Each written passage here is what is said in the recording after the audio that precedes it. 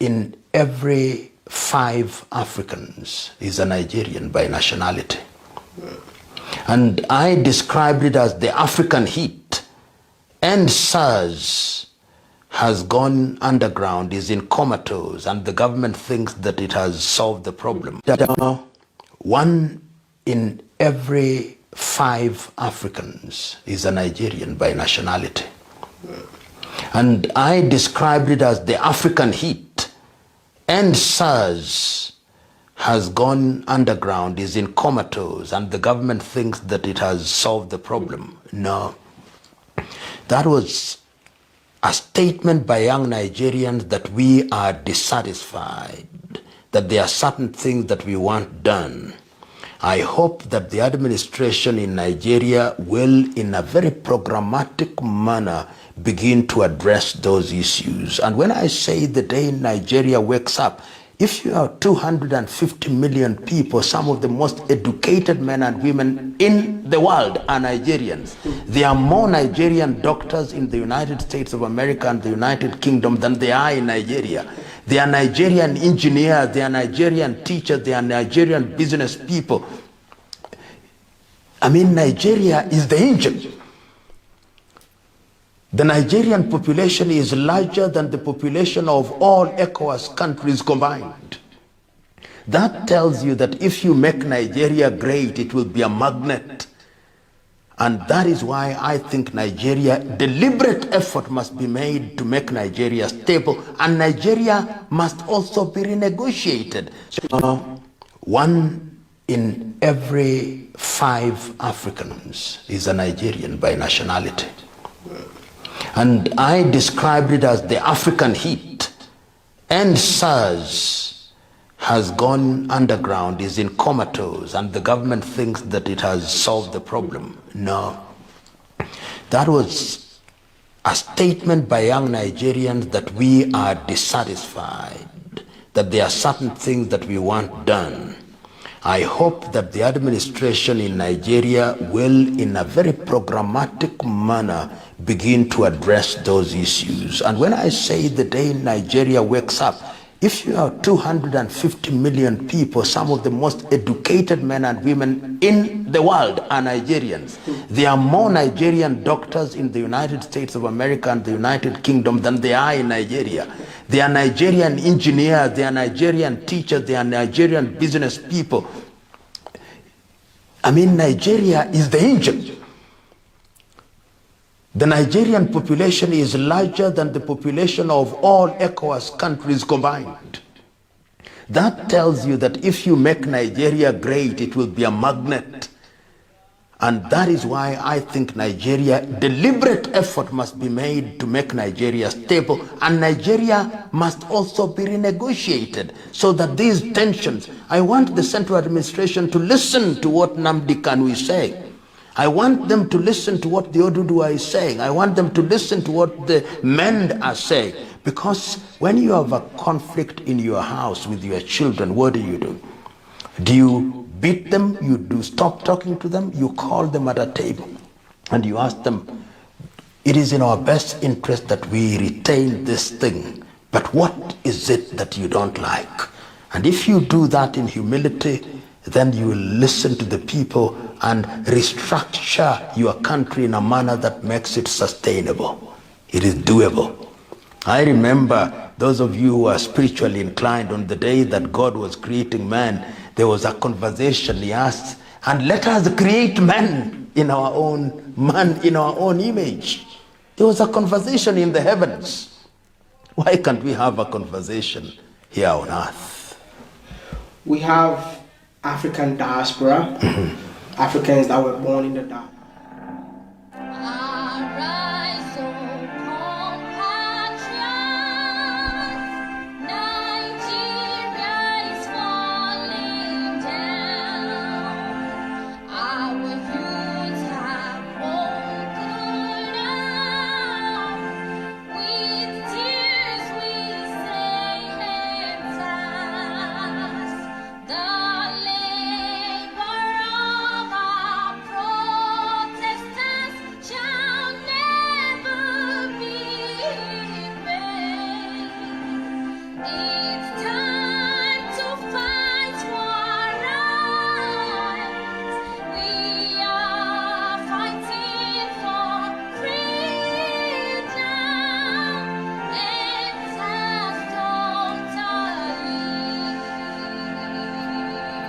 ago. We pledge Nigeria is not our country.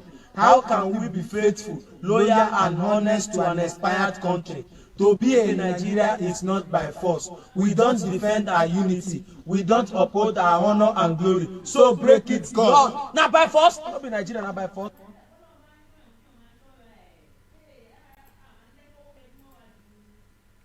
Ẹ káalẹ́, ẹ kú dédé àsìkò yìí ẹ̀yin èèyàn wa, a máa kí yín káàbọ̀ sórí ètò gbogbo ẹ̀yin tí ẹ ti wà lójú agbágbé ìyá wa Diana Agunbíadé, ìyá wa Felicia Oleka Babayemi, Olúmúyìwá Fáṣẹyìn àti gbogbo yín pátápátá. Ìyá wa ẹ má bínú, Isa Kọ́láwọlé Àwẹ̀dá Kazeem akẹyìn Olúmídé John akẹyìn Umar Farouk Jùwọ́n ẹ ṣeun púpọ̀, Olúmídé John ẹ ṣeun púpọ̀, Ọlá Ọmọládé púpọ̀ akẹyìn káàbọ̀ sórí ètò, Alájà Ìdáyàtù Muraina ẹ ṣeun ẹ káàbọ̀ sí orí ètò lónìí. Gbogbo yín pátápátá la kí pé ẹ kú ilé. Àbẹ̀kẹ́ Ọlọ́run tẹ́lẹ̀ ẹ ṣeun púpọ̀. Àkè gbogbo yín pátápátá wípé ẹ kú dédé àsìkò yìí. Oòduà gbè wá pẹ̀lú àṣẹ lọ́wọ́ Ọlọ́run ọba. Ilẹ̀ Odùduwà tí à ń lépa yìí a máa gbà pẹ̀lú àṣẹ lọ́wọ́ Ọlọ́run ọba. Adéolú Adébánjọ àkẹyìn ẹ ṣé gan ni. Anífowóṣe Dúpẹ́ Àìṣà ẹ ṣeun púpọ̀. Akínyẹmí Peters bàbá ẹ ṣeun púpọ̀ o. Adéọlá Adébánjọ ẹ ṣeun púpọ̀. Adéolú Adébánjọ ẹ ṣeun púpọ̀. Akínyẹmí Peters ẹ ṣé gan ni. Àdúpẹ́ lọ́wọ́ yín. Gbogbo ẹ̀yin tí ẹ ti ń pè wá ìpè kí ló dé àṣẹ ètò ni ẹ má bínú pé ó ṣe díẹ̀, iṣẹ́ ìlú náà ni à ń bá kiri. Emirate lórí rédíò àti gbogbo ẹ̀yin tí ẹ wà lórí rédíò lónìí, àkí gbogbo yín pátápátá wípé ẹ ṣé gan ni o. Etí tí ẹ fi ń gbọ́ wa kò ní di. Rẹ̀mí Mary Ọládòkun ẹ ṣeun púpọ̀. Ọmọlọ́lá olówó ṣe jẹ́jẹ́ wọ́n ní ẹ kú iṣẹ́ takuntakun olóòtú. Rẹ̀mí Mary Ọládòkun wọ́n ní good evening olóòtú. Olóòtú yóò ṣeé ṣe lórúkọ Jésù àmín. Prince Abimbola Lateef Ekale. Felicia Oleka Babayemi, good evening over there, my brother, and welcome back to the program again. You are lifted already, my brother. You are saved in God's hands in Jesus' name. Ẹ ṣeun púpọ̀. Ògúnbíyì Kẹ́hìndé àṣẹwò ẹ ṣé gan ni. Ẹ bá wa share ètò yìí. Ẹ bá wa share ètò yìí lónìí kí a tún ka orin ilẹ̀ Odùduwà gẹ́gẹ́ bí ẹ ṣe mọ̀. Láláìka orin ilẹ̀ Odùduwà kò tí ì pé, ètò yìí ò tí ì pé, ẹ máa bá wa share. Àkí gbogbo yín pé ẹ káàbọ̀. Gbogbo ẹ̀yin tí ẹ ti ń pè wá àdúpẹ́ lọ́wọ́ yín. Búsàrè Ìdòwú Ọlọ́run àfihàn lọ́kàn lókun àti agbára àkó iṣẹ́ o ẹ ṣeun púpọ̀. Akíndélé Ọlọ́run wà lẹ́kan good evening ọmọ Akin ẹ ṣeun púpọ̀ ẹ káàbọ̀ sí orí ètò yìí.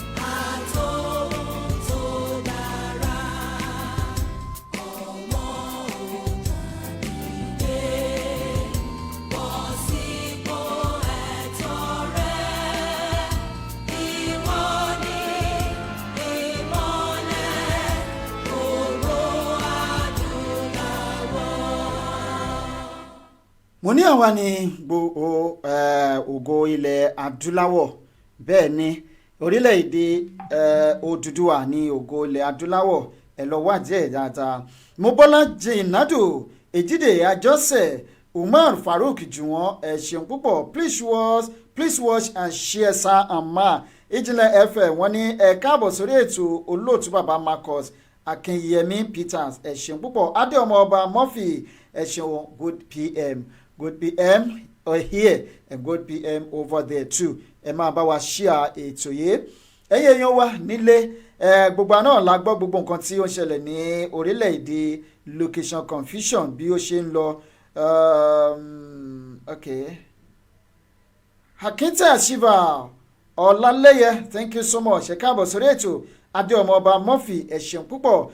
Bàbá wa Umar Farouk Jùwọ́n wọ́n ní very sure in the name of the Almighty.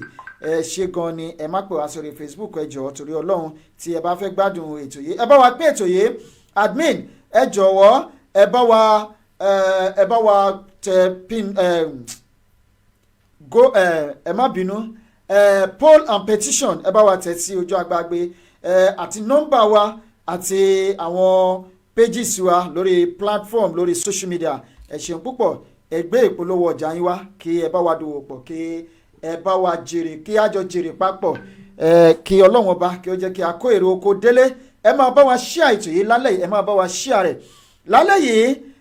A máa kọ́kọ́ fi àwọn fọ́nrán kan sí ojú agbágbé. Adeleke Ganiat Kọ́lé Akínsíkù Akínyẹ káàbọ̀ sí orí ètò.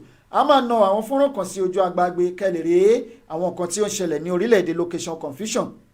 Lẹ́yìn yẹn ìyẹn nìkan kọ́, tí a bá na fọ́nrán yẹn sí ojú agbágbé tán a máa wá bẹ̀rẹ̀ lórí obìnrin tí wọ́n ní wọ́n fi ẹranko jẹ tí wọ́n fi ẹran jẹ oko wọn ní kí lorúkọ ẹ̀ ní ìlú gangan ibi tí a bá dé ní nà fún yín tán lónìí torí pé a sì tún fún wọn ní another long rope láti ṣe kíni láti jẹ́ kí a mọ nǹkan tí ó ń ṣẹlẹ̀ ńbẹ̀ yẹn. Ṣùgbọ́n gbogbo àwọn conversation tí ó wáyé láàrin èmi àti wọn títí dé sáà kan a máa nà sí ojú atẹ́gùn kí ẹ̀yin lè máa wò ó. Mi ò ní sọ̀rọ̀ tó bẹ́ẹ̀ jù bẹ́ẹ̀ lọ lónìí nítorí pé ẹjọ́ lèèyàn máa ń kọ́ kéèyàn tó kọ́ ìjà. Báwa bá ń ṣe nǹkan kan tí ọ̀rọ̀ wa ló dàbí afọ́jú lórí ìkànnì yìí, tá a bá sọ fún afọ́jú pé tá afọ́jú bá sọ pé màá sọ ẹ́ lóko kàmọ́ pé tí ò bá sí lọ́wọ́ ẹ̀ ó ti wà ní àtẹ́lẹ̀ ẹsẹ̀. Ẹni tó bá mọ ìyá yìí kan sọ fún wípé gbogbo conversation tí ó ń lọ ní àárín èmi àti wọn gbogbo ẹ̀ a máa bẹ̀rẹ̀ sí ní nà sí orí atẹ́gùn díẹ̀díẹ̀ kó tó dé ojú ọ̀gbagadè gangan tí ẹ̀yin èèyàn tí ẹ máa gbọ́. Ṣùgbọ́n ohun tí wọ́n sọ fún wa gbẹ̀yìn nínú ó dá àbí ká ṣe báyìí ká má tí ì nà àwọn fọ́nrán yẹn sí ojú agbágbé fún yín. Ṣùgbọ́n ká sọ fún yín wípé nígbà tí a bá wọn sọ̀rọ̀ gbẹ̀yìn lẹ́tà àwọn kan ní kí a fún wọn ní lẹ́tà yẹn àti ní sọ ẹni tó ní ká fún wọn ní lẹ́tà o àti ẹni tó wà nínú lẹ́tà yẹn títí di ìgbà tí a máa gbọ́ final conclusion lẹ́nu wọn kí wọ́n lè pè wá sí ojú ètò sórí ètò lónìí àbí kí wọ́n má pè wá sí orí ètò. tí wọ́n bá pè wá sórí ètò a máa gbìyànjú láti pè wọ́n lẹ́yìn ètò yìí torí pé àwọn tí wọ́n wà ń lé wọ́n rò pé bóyá àwa náà ti dákẹ́ lórí ọ̀rọ̀ arábìnrin náà ni àdákẹ́ ẹ̀yẹkẹ́ mọ̀ pé mágbémọ́mù balẹ̀rù ìhàlẹ̀ ní fúnru wa kò síkú tó ń gbàgbà tí a ní bá po lórí ẹ̀ ń bẹ̀ kò sí tó máa ṣẹlẹ̀ tó lè mú ká má sọ̀rọ̀ òótọ́ ní orí ìkànnì yìí. Òtítọ́ báyìí ni ọ̀rọ̀ tiwa. Bí kálukú ṣe gbé ilé ẹ̀ kalẹ̀ ó yàtọ̀tọ̀ síra wọn. Ẹlòmíì ìgbà tó fẹ́ fi ìpìlẹ̀ lélẹ̀ igi ní foundation tí yóò fi ṣe ìpìlẹ̀. Ẹlòmíì ewé lásán ni ìmí igi. Ẹlòmíì yẹ̀pẹ̀ ló fi ṣe foundation. Ẹlòmíì òkúta. Nígbà tí ẹlòmíì fi wúrà iyebíye àti fàdákà tó fi ṣe foundation ìyẹn ìpìlẹ̀ ilé. Ìgbà táwa máa gbé tiwa kalẹ̀ a gbé kalẹ̀ lórí òtítọ́. Kò sí tí ó máa ṣẹlẹ̀ tí a lè yẹ̀ kúrò ní orí òtítọ́ náà. Torí pé a rí ìjẹta pé àwọn èèyàn ti ń béèrè pé ọ̀rọ̀ arábìnrin kan níbo la bá iṣẹ́ dé àti bá iṣẹ́ dé ojú kan. Ṣùgbọ́n ó dàbí arábìnrin yẹn gangan fúnra wọn ni wọ́n ń dá wa lọ́wọ́ kọ́ iṣẹ́ ṣùgbọ́n àti ní ibẹ̀. Ohun tí wọ́n sọ fún wa gbẹ̀yìn nígbà tí àwa àti wọ́n sọ̀rọ̀ ni wípé wọ́n ní lọ́ọ̀yà lọ́kọ àwọn ó wà ní UK. Ó dẹ̀ ti sọ wípé kí wọ́n sì ní sùúrù náà àní sọ jù bẹ́ẹ̀ lọ lénìí nítorí pé a fẹ́ máa mú lẹ́sẹẹsẹ ká mú àwa náà ká má bàa rí ẹ̀bi tiwa nínú ọ̀rọ̀ yìí tó bá yá. Ṣùgbọ́n gbogbo nǹkan tí àwa ń ṣe lórí ìkànnì yìí yálà lórí agbágbé àbí lẹ́yìn gbogbo ẹ̀ pátápátá ló ń wà documented. Kò sí nǹkan tí a máa ṣe tí ò kí ń wà documented torí pé wọ́n ní mọ̀jàmọ̀sá là á máa kíkanjú bẹ́ẹ̀ bàbá wa ṣe ń sọ ẹjọ́ là ń kọ́ kí a tó kọ́ ìjà. Ohun tó bá máa ta epo sí àlà wa lórí ìkànnì yìí ni o àní jẹ́ bá wọn ṣe é. Bó jẹ́ èèyàn kan ló wo program wa ó tẹ́ wa lọ́rùn bẹ́ẹ̀ ṣùgbọ́n kó má sọ wípé lágbájá ló ṣe báyìí tàmẹ̀dùbá ló ṣe báyìí. Lóòótọ́ kò sẹ́ni tó mọ̀ rìn kórí ó má jì láyé kò sí bẹ́ẹ̀ kódà bó jẹ́ ẹsẹ̀ bàtà kan péré lèèyàn fẹ́ gbé orí máa mì ṣáá ni kò sí bẹ́ẹ̀ wọ́n ṣe máa ṣe náà. Àwọn kùdìẹ̀kùdìẹ̀ káàtó náà máa wà ń bẹ̀ torí náà la ṣe ń sọ wípé a máa ń fi àyè sílẹ̀ fún ìbáwí lórí ìkànnì yìí a máa ń fi àyè sílẹ̀ fún ìtọ́nisọ́nà a máa ń fi àyè sílẹ̀ fún èébú but in such a constructive manner bẹ́ẹ̀ ni bí tiwa ṣe jẹ́ nìyẹn yẹn ní ibi tí a sọ̀rọ̀ tì sí pẹ̀lú arábìnrin yẹn ká má tí ì fi àwọn ohun tí wọ́n fi ránṣẹ́ sí wa sí ojú agbágbé lónìí ṣùgbọ́n tó bá tún wá di ẹ mọ̀ pé lánàá ni mo bẹ̀yìn wípé kẹ́ ẹ jọ̀ọ́ pé kẹ́ ẹ fún wa ní àná sí èní ká fi conclude ṣùgbọ́n ìgbà tí a tún wò títí lẹ́ni tí a tún rí nǹkan kan làwa ní pé ó dáa ẹ jẹ́ ká kọ́kọ́ nàyàn sí orí atẹ́gùn náà kẹ́ ẹ lè mọ̀ wípé ibi tí a bá ṣẹ́ dé nìyẹn wípé ọkọ àwọn lọ́ọ̀yà lọ́kọ àwọn ṣùgbọ́n kíní kan wá jẹyọ sí mi lọ́kàn gbà tí wọ́n sọ̀rọ̀ yẹn mo dákẹ́ mi sọ̀rọ̀ wọ́n á ní pé tó bá jẹ́ pé lọ́ọ̀yà lọ́kọ wọn lóòótọ́ kí ló wá dé tí ìyá fi ń jẹ ìyàwó torí ìyá ò lè jẹ ìyàwó mi lójú mi o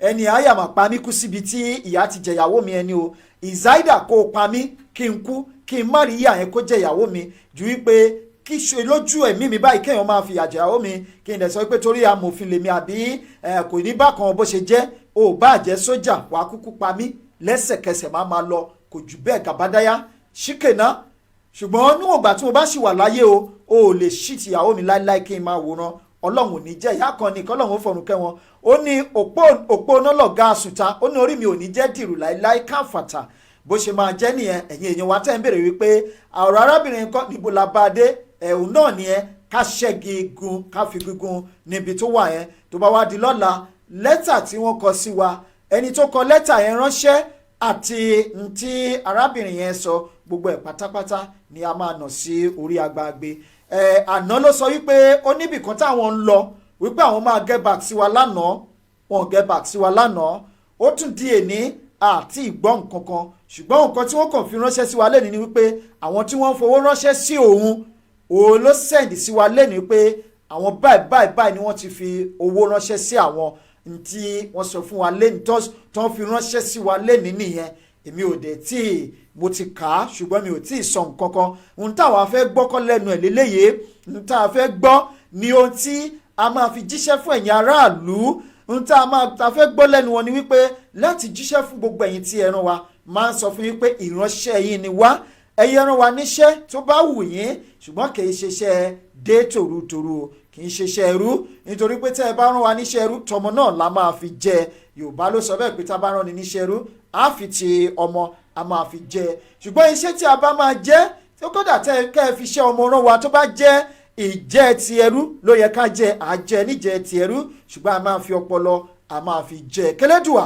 kó máa tì wá lẹ́yìn lórí ìkànnì yẹn ẹ̀yin olólùfẹ́ wa nílé ẹ ti mọ̀ mí èmi ni ọmọ yín ọ̀rẹ́ yín olólùfẹ́ yín ẹni tí ẹ mọ̀ bí ẹni mowó ni Ìjìnlẹ̀ Marcus lórí ìkànnì yẹn Ìjìnlẹ̀ FM apèdègbàyè gbogbo ilẹ̀ Turkey mo ní ká ẹ máa tẹ̀lé gbogbo pages wa pàápàá jùlọ YouTube wa ó pọn dandan ó ṣe pàtàkì jù YouTube wa àti Facebook tá a ti ń ṣètò yìí ó ṣe pàtàkì gangan ni èyí tó tún wá jà jù irú ẹ̀ ni wípé ẹ máa gbé àwọn ìpolówó ọjà yín wá lọ́lọ́kan ìjọ̀kan ẹ mọ̀ pé lórí ètò yìí àkúkú gbé PayPal sílẹ̀ àgbé GoFundMe sílẹ̀ àníkẹ́ ẹ máa fún wa lówó ṣùgbọ́n gbogbo àwọn ètò yìí tá à ń ṣe lórí ìkànnì àti lábẹ́ aṣọ àwọn tí wọ́n mọ̀ wá ni wọ́n mọ̀ wá bá a ṣe ń sacrifice time wa bẹ́ẹ̀ là ń sacrifice owó wa bẹ́ẹ̀ là ń sacrifice gbogbo nǹkan tá a ní láti make sure wípé àwa náà kópa tiwa pàtàkì lórí ìtúsílẹ̀ Odùduwà nínú oko ẹrú táwa fúnra ara wa tá a fira wa sí káwa fúnra ara wa káwa jáde fúnra ara wa kúrò nínú oko ẹrú yìí fúnra ara wa èmi náà ń gbìyànjú tèmi níbi tí ọwọ́ òkété bá mọ ló fi ń bọ́jú ohun kó pàtàkì tẹ́ ẹ lè ṣe fún wa tó lè mú inú wa dùn ní wípé kẹ́ ẹ máa gbárùkù tì wá kẹ́ ẹ gbé ìpolówó ọjà yín wá kábà yín polówó ẹ̀ kẹ́ ẹ máa tẹ̀lé gbogbo àwọn pages wa lọ́lọ́kan òjọ̀kan nítorí pé kí láǹfààní GoFundMe àti PayPal tá a gbé sílẹ̀ tẹ́ ẹ̀ ń fowó sínú ẹ̀ tá a mọ̀ ibi tó wó ń lọ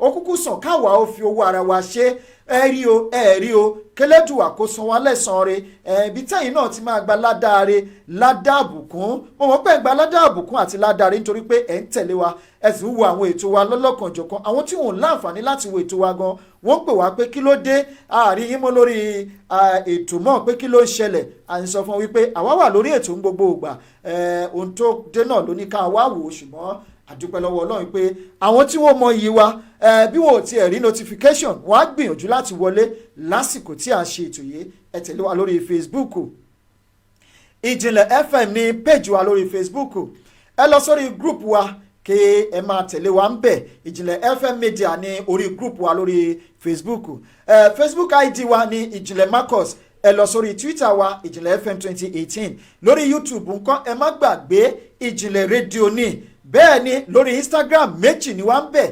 Ìjìnlẹ̀_radio_Turkey àbí apèdègbàyè_presenter ẹ máa bá wa pàdé ńbẹ̀ ẹ bá wa share ètò yìí ẹ bá wa pín ẹ̀yin olólùfẹ́ wa nílé ẹ bá wa pín o ẹ bá wa pín ẹ jẹ́ kí a gbádùn orin yìí ná kí a tó lọ sí ojú ọjà lókè Ìjìnlẹ̀ FM Kọ́lé Akínsíkù wọ́n ní wọ́n ṣe àmì àṣẹ Ìdùmarè sí àdúrà tí ẹ gbà nítorí ẹni pé God will continue to be with you amen. Adémẹ́fun Òṣùṣemílóore Azeez bàbá ẹkú iṣẹ́ ẹ̀ṣẹ̀ púpọ̀ yẹ́wà dáná Àgùnbíadé my brother the Lord is your strength always amen. Odùkẹ́yẹ Adéyẹmí Emmanuel ẹ̀ṣẹ̀ púpọ̀ Ìjìnlẹ̀ FM wọ́n ní kẹ́ ẹ bá wa ṣe ètò yìí Olúmídé John thank you God bless you. Odùkẹ́yẹ Adéyẹmí Emmanuel ẹkú ètò olóòtú ilẹ̀ Yorùbá gbè wá o àmì àṣẹ Ìdùmarè. Ọlá ọmọládé púpọ̀ wọ́n ní ẹ káàbọ̀ olóòtú ẹ ṣé gan ni Calham ẹ ṣeun púpọ̀ thank you so much for being part of this program tonight. God will bless you. Ìyàwó Beatrice Davis is watching all the way from Canada. God bless you for being part of this program tonight. Emmanuel Ola praise God bless you a lot bountifully plenty. Ẹyẹ wa ẹ jẹ́ kí a gbádùn orin yìí ná kí a tó kán lọ agbami ètò lónìí. Báwo làbá ṣe sórí tí náà tó ṣe? Báwo làbá ṣe sórí tí náà tó ṣe? Ṣé wá ń di ọtí mẹ́tò sọ̀rọ̀ kankan bí Nàìjíríà ṣe lè tó lọ́wọ́ yìí? Ó jẹ́ jẹ́ Jonathan Abọ́básanjọ́ ló ń bẹ̀ ń pò ọ̀gá mi á ti pariwo. Báwo làbá ṣe sórí tí náà tó ṣe? Báwo làbá ṣe sórí tí náà tó ṣe? Báwo làbá ṣe sórí tí náà tó ṣe o? Ṣé wọ́n di ọtí mẹ́tò sọ̀rọ̀ kankan bí Nàìjíríà ṣe lè tó lọ́wọ́ yìí? Ó jẹ́ Jonathan Abọ́básanjọ́ ló ń bẹ̀ ń pò ọ̀gá mi á ti pariwo. Báwo làbá ṣe sórí tí náà tó ṣe?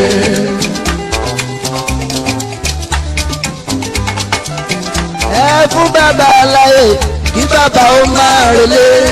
Mo rò bá rántí orin wa nígbà yẹn. Ṣé wọ́n di ultimate ló kọrin ọ̀hún nígbà yẹn o? Ìyẹn láyé Ọbásanjọ́ tí bàbá ń bẹ lórí àga. Bẹ́ẹ̀ni bọ́básanjọ́ bá sókúnrín kéwà ní asọ́dorin. Bàtíkù Abubakar lẹ́rìn re kéwà ní asọ̀rọ̀. Àfi bí ipò olójoyè voice for the voiceless nígbà yẹn. Ó pariwo títí dìgbà Jonathan wọlé tán ọ̀gá òsínmi ariwo. Ṣé bàbá ṣé Buhari ẹnu ọ̀gá mo ti gbọ́ jẹ́ǹjì dandan. Jẹ́ǹjì wọlé tán ló bá rí bó ṣe rí ṣèbó ẹ̀kọ́ tá mi ò sọ̀rọ̀ ọ̀gá mi ò sọ ohunkóhun. Ṣé túmọ̀ èyí ni pé kò ṣe bí lóde? Bẹ́ẹ̀ ni kì í ṣe K1 The Ultimate la fẹ́ bá sọ̀rọ̀ lónìí nítorí wípé àmọ́ lọ̀rọ̀ K1 The Ultimate kò wára ẹnu rárá nítorí pé ìtì ọ̀gẹ̀dẹ̀ lọ́rọ̀ tí wọ́n ò tó wọn àńlàdá bẹ́ tó bá tó àsìkò tó mi bá gbóná ayé ìpèrè àwọn olórí wa náà ni mo sì fẹ́ bá sọ̀rọ̀ lónìí nítorí pé àwọn ìṣẹ̀lẹ̀ tí ó ń ṣẹlẹ̀ lórílẹ̀‐èdè location confusion tí gbogbo wọn dákẹ́ meeting tẹ́ ẹ ṣe lónìí gbogbo ẹ̀ pátápátá la kúkú gbọ́ bẹ́ẹ̀ ṣe ń yọ́sọ́ bẹ́ẹ̀ náà ni à ń yọ́ gbọ́ gbogbo ẹ̀yin gómìnà àná àti gómìnà òní gbogbo ẹ̀yin sójà ológun gbogbo yín pátápátá gbogbo yín ìpàdé tẹ́ ẹ lọ ṣe lẹ́ni gbogbo ẹ̀ náà pátápátá la kúkú gbọ́ ẹ̀yin lọ́balọ́ba ẹ̀yin níjòyè bẹ́ẹ̀ ṣe ń ṣèpàdé lọ́tún lọ́sì gbogbo ẹ̀ la kúkú ń gbọ́ ohun tẹ́ ẹ sọ nínú ìpàdé náà ó ti tẹ̀ wá lọ́wọ́ ó yẹ ká ẹ mọ̀ wípé ìka kan ní orílẹ̀-èdè location confusion ẹ̀ lè gọ́ sẹ́yìn láéláé ká má tú àṣírí yín bí ẹ ṣe ń yọ́sọ́ bẹ́ẹ̀ náà là ń yọ́gbọ́n bí mo ṣe sọ tí ẹ ṣe ń pariwo restructuring lára àwọn nǹkan mi ì tẹ́ mọ nǹkan táwọn olórí wa ń wò náà ẹ jọ̀ọ́ ẹ̀yin tẹ́ wà ń lé bàbá wa Taofik Ekini Afọláṣadé Awolaja ìyá wa Emmanuel Ọlá àti gbogbo ẹ̀yin tí ẹ ń wò wá Bankole Fatima Ẹniọlá Adéọmọ Ọba Murphy àti gbogbo yín bẹ́ẹ̀ Akínyẹmí Peters Ìfẹ́dayọ̀ Akọ́mọláfẹ́ àti gbogbo ẹ̀yin tí ẹ ń wò wá lónìí ìyá wa Beatrice nílùú Canada Balero Tosin àti gbogbo yín bẹ́ẹ̀ lọ ẹ tẹ̀ jẹ́ kí n béèrè yìí ńlá yìí ná lọ́wọ́ yín náà wípé kí ni àwọn olórí wa ń rò náà ṣé ọpọlọ ò sí lórí wọn mọ́ ni àbí because tí n bá wo ọ̀rọ̀ yẹn gbà mí máa kó o pé ṣé àwọn pípì ò rí nǹkan tí ó ń ṣẹlẹ̀ sí wa ni àbí intentionally ó kò wù wọ́n pé lásìkò tí wọ́n kíran wọn ó parun máa ń bèrè question yìí láìmọye ìgbà lóòótọ́ là ń sọ wípé àmúlọ̀rọ̀ tí wọ́n pé kò wá ara ẹran ṣùgbọ́n màá tún máa wé mọ́ pé èèyàn ẹlẹ́ran ara ni wọ́n máa kò tún jókòó ń gbà mí pé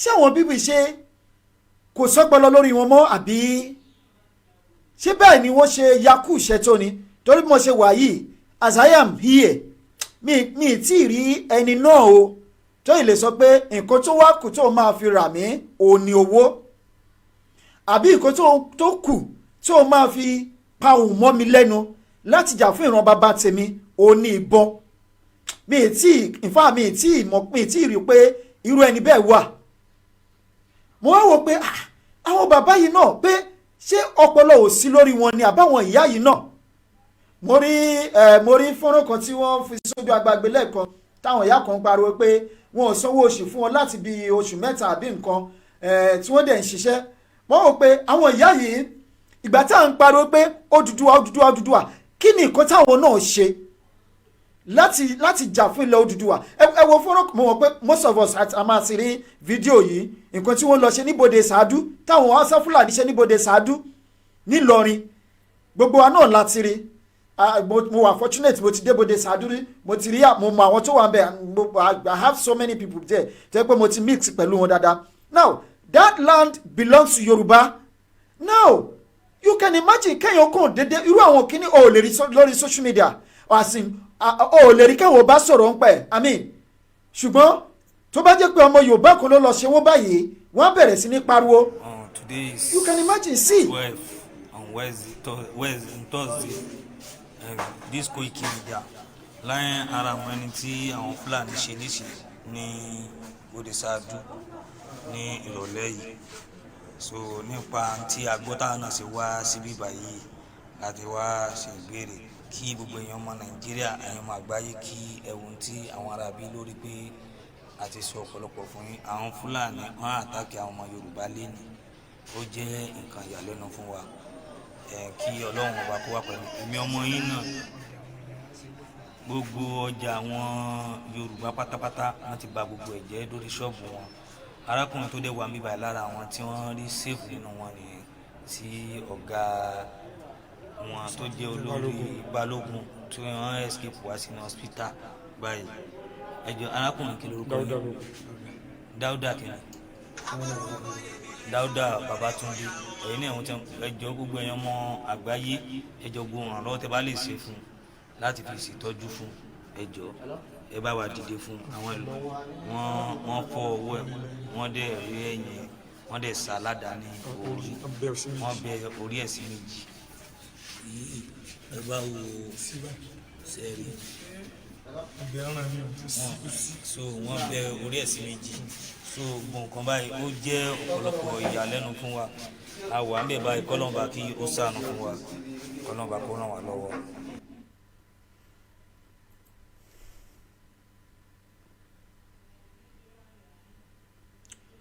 tá a bá ń sọ̀rọ̀ ńgbà míì àwọn èèyàn máa wo pé ó kàn wù wá ká máa wà lórí social media ká máa sọ̀rọ̀ ni wọ́n ní ẹni tí ìjà ò bá ló ń pèrè ẹ̀ lọ́kùnrin à ń pe gbogbo ọmọ Odùduwà pátápátá níbikíbi tẹ́ ẹ bá wà ẹ bá jẹ́ Delta lẹ́wà àbí Ẹdó Kogi state ní ìbá jẹ́ ní Kwara state àbí ní gbogbo àwọn state tó kù tó jẹ́ state Yorùbá à ń sọ fún yín pé ẹ máa gbáradì ẹ máa dira sílẹ̀ ó lè jẹ́ lọ́sàn-án ó lè jẹ́ lóru these people are living within us these people are everywhere à ń sọ fún yín àṣìrẹ́ni tí mo sì bá sọ̀rọ̀ lẹ́ni nínú àwọn ọmọ Yorùbá tó ń sọ fún mi wípé èèyàn mélòó ni mo rí tí wọ́n ti pa wípé ṣé mo mọ àwọn tí wọ́n ti pa nínú àwọn ọmọ Yorùbá tó tún sọ fún mi lẹ́nu wípé ṣé mo ní godfather láti máa ṣe nǹkan tí mò ń ṣe ṣùgbọ́n mo sọ fún mi pé mi ò need any godfather láti ṣe nǹkan tí mò ń ṣe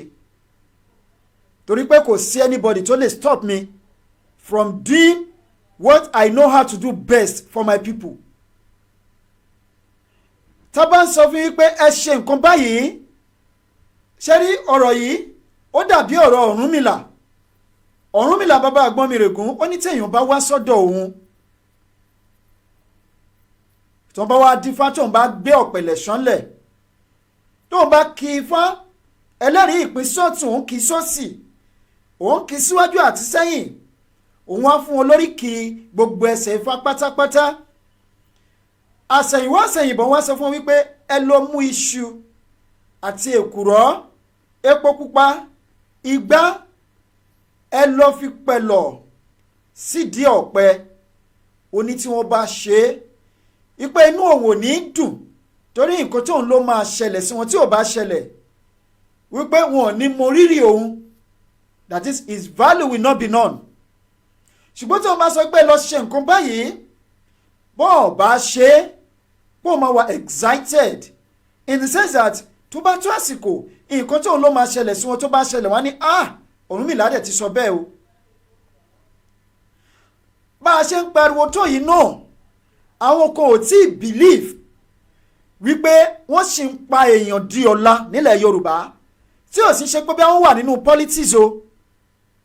bá a ṣe ń sọ tó yìí náà àwọn kan ò tí ì believe wípé these people are in our territory and they are ready to do everything possible, to do anything possible láti make sure pé àwọn eradicate generation wa, pé àwọn eradicate anything tó tẹ̀ ń pè ní Yorùbá. lára ẹ̀ lélẹ́yìí tẹ́ ẹ rí yìí, lára ẹ̀ lélẹ́yìí tẹ́ ẹ rí yìí, lára ẹ̀ lélẹ́yìí tẹ́ ẹ rí ẹ jẹ́ ń gbé lọ síbi tí orí ẹ̀ tí wọ́n ti gé yẹn.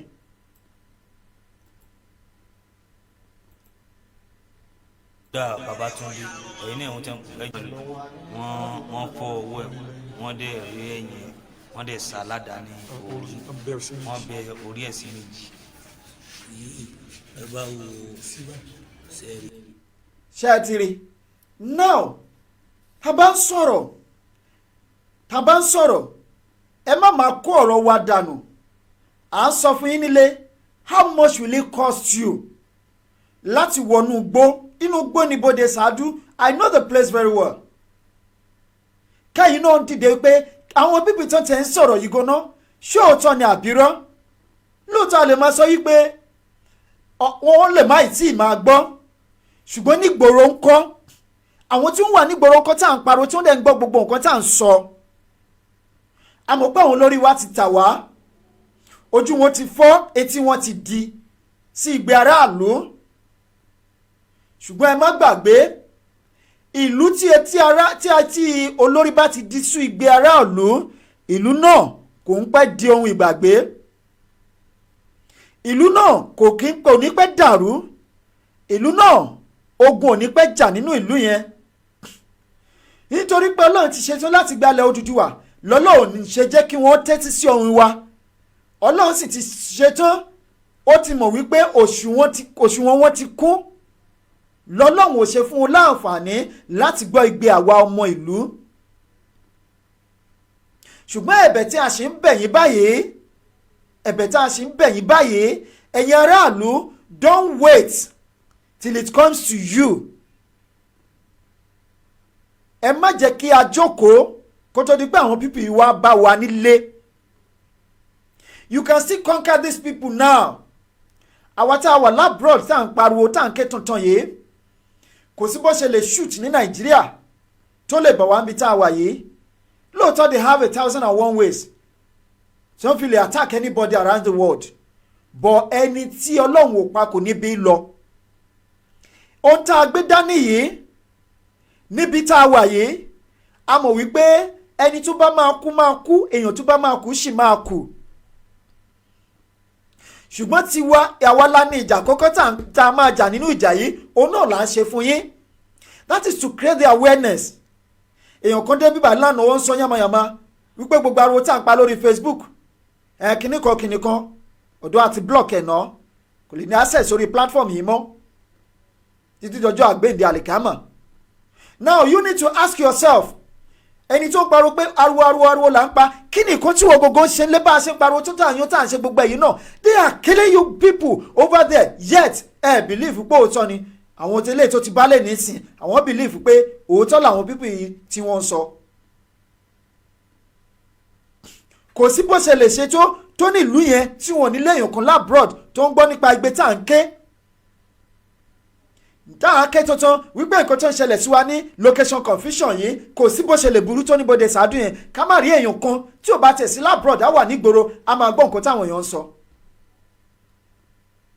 kàkà kí wọ́n sọ fáwọn èèyàn wípé ẹ̀yin èèyàn wa ẹ wà kẹ́ẹ̀fù o àwọn ni wọ́n súnmọ́ àwọn Fúlàní jù ẹ máa wà kẹ́ẹ̀fù ẹ máa gbáradì o ẹ má díjú o ẹ má sun àsìpìyè ẹ má sun àsùnpara wọn á kàn máa yín múlẹ̀ wa lórí ni. ó ti délẹ̀ ń sìn tí wọn ló dé bá wọn. àwọn tó wá kù ń kọ́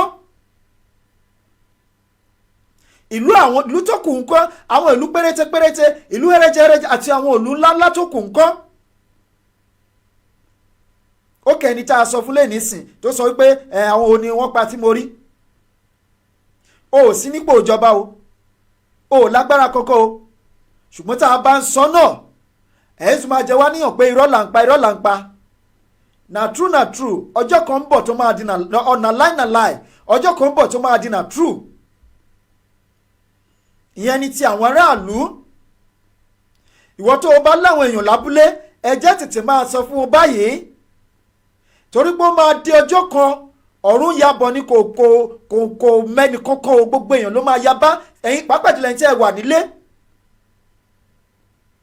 gbogbo ẹ̀yin tí ẹ wà nílé ẹ máa gbáradì ìjà ń bọ̀ lọ́nà a sì ń sọ díẹ̀díẹ̀ bó ṣe bẹ̀rẹ̀ lára àwọn Haúsá nìyẹn o báwọn Fúlàní ṣe bẹ̀rẹ̀ lára àwọn Haúsá nìyẹn díẹ̀díẹ̀ ẹ̀ ń ṣe ẹ lọ bẹ̀rẹ̀ lọ́wọ́ àwọn Kaduna ó ti lé ní 100 villages tí wọ́n ti wipe out pátápátá tí wọ́n ti pa oorun ní Kaduna state nìkan ṣoṣo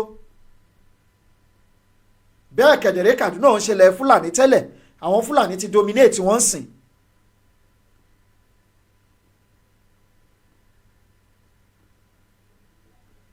ẹ̀yin tẹ́ ẹ bá wà nílé bóyá agbára kágbára tẹ́ ẹ bá ní ẹ fi sílẹ̀ káwọn èèyàn bẹ̀rẹ̀ sí ni máa lò ó ẹ má dúró dìgbà táwọn tó wà lókè òkun máa fún yín lówó torí pé mo pé àwọn kan ní Nàìjíríà sìn wọ́n ti ní location confusion sí wọ́n ti la ẹnu wọn kalẹ̀ wípé sẹ́ẹ̀ àwọn máa gun mọ́tò kí láǹfààní mọ́tò tẹ́yìn rà tẹ́ ẹ lè gùn ẹ rà á lẹ́nu wọn máa jọmọ yín lọ́wọ́ lọ́la ẹ wò ó báwọn àwọn Fúlàní bó ṣe ń ṣe tiwọn bẹ́ẹ̀ náà ni àwọn sójà táwọn náà ń ṣe tiwọn onífọ́nrán kan tó ń nà sí mi bíwá lẹ́ẹ̀kan tó ń jù sí mi ẹ jẹ́ ń wo bí wàá mo tiẹ̀ lè rí níbi tí sójà kan tó ti na èèyàn lálùkì nínú mọ́tò ibi tí ẹ ti máa mọ̀ pé àwọn olórí yìí wọn ò ní anything fún yín rárá look at this one ìgbà tí àwọn bá sọ pé àwọn ná ẹ wo ẹ̀ka 380 billion naira and marked in the 2021 budget for the prosecution of Boko Haram. láti prosecute Boko Haram ní kó ṣoṣo 380 billion ẹjọ́ ṣọ́fẹ́ lọ jagun Iraq ni àbọ̀ fẹ́ ja world war. ara àwọn kò tẹ̀yìn gbọ́dọ̀ máa wò lélẹ́yìn pé ilẹ̀ Nàìjíríà ó ti extra time injury time ni wọ́n lò lọ́wọ́lọ́wọ́ àgẹ́kù ejò ni wọ́n ṣòro bí agbó ẹ wo iye àwọn tí wọ́n sùn sí kóòtù ń sìn inú àwọn tó ṣe end protest ẹ̀dẹ̀ máa sọ pé a ní constitution tó protect human rights ní Nàìjíríà káì lè mọ̀ wípé kò sí nǹkan kan ẹ̀yin tá à ń sọ wípé sọ wípé kò jọ́ tó bá pa yín lẹ́nu ó kò pa yín kàdó for free ó pa yín for free tẹ́yìn ọba sọ pé ó máa ná 380 billion naira for the prosecution of Boko Haram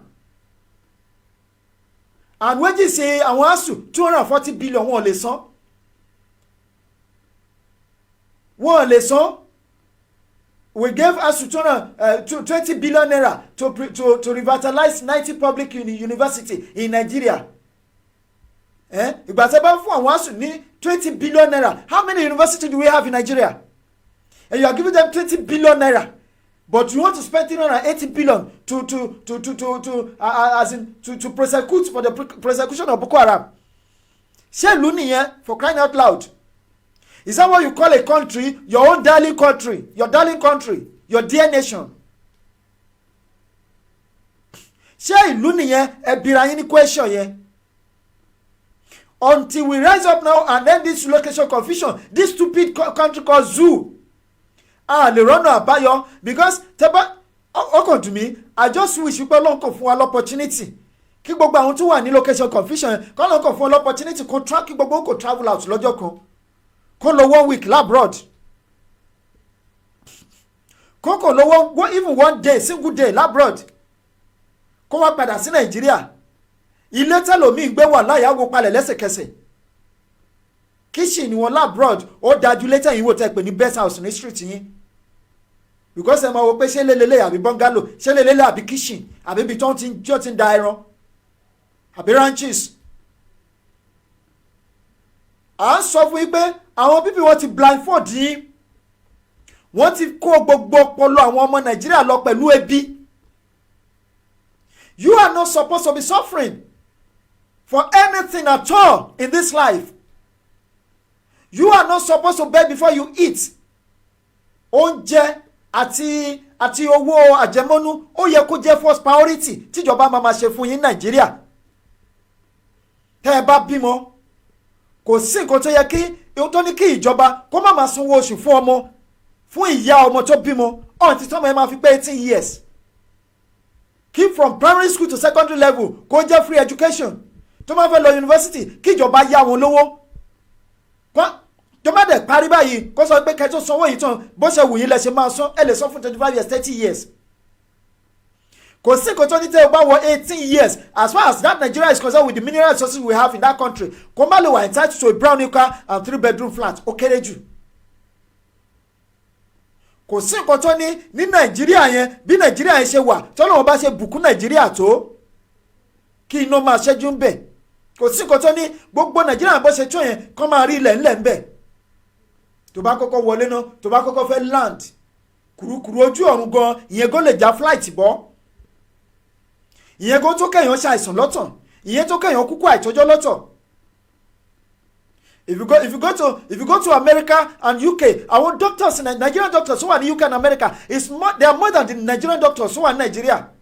Why? Because the environment is not conducive for them. Let's practice the profession one. And meanwhile, our people are back home. Tí wọ́n jẹ̀yà, tí wọ́n rí good hospital lọ. Àwọn bíbí tá ń pè ní general hospital yẹn, gbogbo bẹ̀yìn pẹ́tẹ́pẹ́tẹ́ in fact kò dá tóbi tó ń kó ẹran sí ní abroad. And this is nǹkan tí àwa rí lélẹ̀ tá a fi ń jà fún yín ẹ máa béèrè pé do you have Godfather láti ṣe nǹkan tí ò ń ṣe? Do I need Godfather to do what I'm doing? I don't need any Godfather. Provided tọ́lọ́run bá ti wà lẹ́yìn mi I'm okay. Tọ́lọ́run bá sọ pé lẹ́ni wípé mo ti ṣetán nǹkan tí òun rán mi láyé mo ti ṣetán wẹ́ẹ̀ kó pè mí sọ́dọ̀. So I don't need your Godfatherism or whatever láti ṣe nǹkan tí mo ṣe kí láǹfààní Godfather tí mo ní lẹ́yìn mi tí mo wò lẹ́yìn tí mo lè sòótọ́. Tí mo ráwọn èèyàn mi tí wọ́n ń jìyà tí mo dẹ̀ fi wọ́n sílẹ̀ nínú ìyà. When I have the power, I have the mouth to talk. Even kí n jẹ́ stammerer kí n má lè sọ̀rọ̀ dáadáa at least for the fact pé mo tiẹ̀ lè la inú kí n sọ̀rọ̀ kí n má lè sọ̀rọ̀ fáwọn èèyàn mi. Àwọn táwọn wá ń sọ̀rọ̀ fún náà kó wá jẹ́ àwọn egogo ló tún máa takò ẹ̀ tó máa sọ pé kí ni ò lè rí bẹ́ẹ̀ kíní kan. Ṣùgbọ́n máa dé stage kan tó máa wò pé lágbájá dẹ̀ sọ bẹ́ẹ̀ o. Ọlọ́run ní jẹ́ kó dé stage yẹn ká tó rántí. Ọlọ́run ní ṣe wá ládọ́run mòótọ́. Tó bá jẹ́ nǹkan táwọn olórí yín sọ fún ilẹ̀ sì fẹ́ máa tẹ̀lé wàláhì ẹ pẹ́ lẹ́yìn ọkọ̀ bíi nọ́mbà. Káyìn náà jókòó ká ìlàjú yín sílẹ̀ pé àwọn ìṣẹ̀lẹ̀ tó ń ṣẹlẹ̀ yìí ìjẹ́ bí gbogbo ò tiẹ̀ rí at least 75% to 80% á rí tó bá ṣe exam tó bá score 80% tó ní institution náà kó tiẹ̀ jókòó kó máa bèrè kó fi mú fílẹ̀ kó wádìí dáadáa ìjẹ́ ṣé kíní rí àbí ò rí tí ò bá tiẹ̀ rí ìjẹ́ ṣe life tó yẹ kí wọ́n máa live ló ń live yìí kò ń ṣe life tó yẹ kó máa live ló ń live life tó máa live tó yẹ pé o sick o fẹ́ lọ sí hospital you know how much you pay when you go to the hospital for treatment and you are not supposed to pay as a citizen of that nation you are not supposed to pay a dime for treatment because it's one of those things tó yẹ pé one of the dividend of democracy. Okay, ṣé bó ṣe practice democracy ní the rest of the world no ṣe practice in Nigeria. Go to Republic of Benin tí wọn ò tó nǹkan kan kí ló níbẹ̀ but if you go there everybody is free. Kò wọ́n sọ pé èèyàn protest kó wá jẹ́ sójà ni wọ́n kó jáde kó máa pa àwọn ọmọ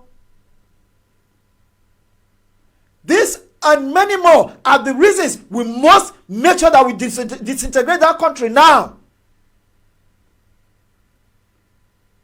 We must divide that country now before it is too late. Because of our stage kan taban balobaye is going to be too late for us. Ọlọ́run ní jẹ́ kówe Yorùbá tó sọ pé òṣè ní ṣáájú ẹkún àbámọ̀ nígbẹ̀yìn ọ̀rọ̀ àbámọ̀ àmọ́ṣe àṣetán dápọn Ọlọ́run ní jẹ́ kó jẹ́ tiwa. No máa sọ pé àwọn Fúlàní rí màlúù mọ́lẹ̀ àwọn ṣe kíní kan mọ́lẹ̀ ẹ̀ka ni wàá má bàkù. I don't believe in that. Sẹ́yìn ó bá wà tí ò bá fẹ́ kí oògùn kó mú òun oògùn ò lè mú kò sí bó ṣe lè ṣe tó. Oògùn kó tó mú alágídí ó máa ń pẹ́ but in a situation tó yẹ pé even tó bá ṣoògùn fún ẹ tó bá sọ pé tó bá bẹ̀rù kó ṣoògùn fún ẹ tó jẹ́ bí idán tó bá ti ń bẹ̀rù oògùn yẹn á bàjẹ́ mọ́ ẹ lára ni. So you need that boldness and confidence. Believe in yourself, self-determination and self-belief kí oògùn tó lè ṣiṣẹ́ lára èèyàn.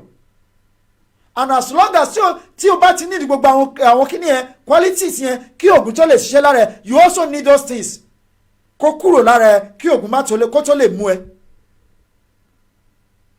We can still liberate ourselves now. You don't need to wait for Marcus. You don't need to wait for Koiki Media. You don't need to wait for AY Citizen. You don't need to wait for Akogu. You don't need to wait for Gani Adam. You don't need to wait for Sunday Igboho. Láti jẹ òkìgbẹ́, láti jẹ ayẹta, láti ní oyègbé àbí àfẹ́rí àbí nǹkankan, láti lè jà to defend yourself and your community. You don't need to fight for the whole Yoruba nation. You can defend your community. Kí gbogbo àwọn tó ní community tó bá lè dìde kó ṣe nǹkan tó máa defend the community wọn. Tẹ́mi bá defend the community mi, ìwọ defend the community ẹ̀, ẹlòmíì defend the community ẹ̀, lágbájá ṣe tiẹ̀, tàmídú ṣe tiẹ̀, ẹ̀kí lámọ̀rin ṣe tiẹ̀. By the time tó bá máa wá, wọ́n á rí wípé tó ṣe ń bọ̀ báwọn máa continue yọ ni.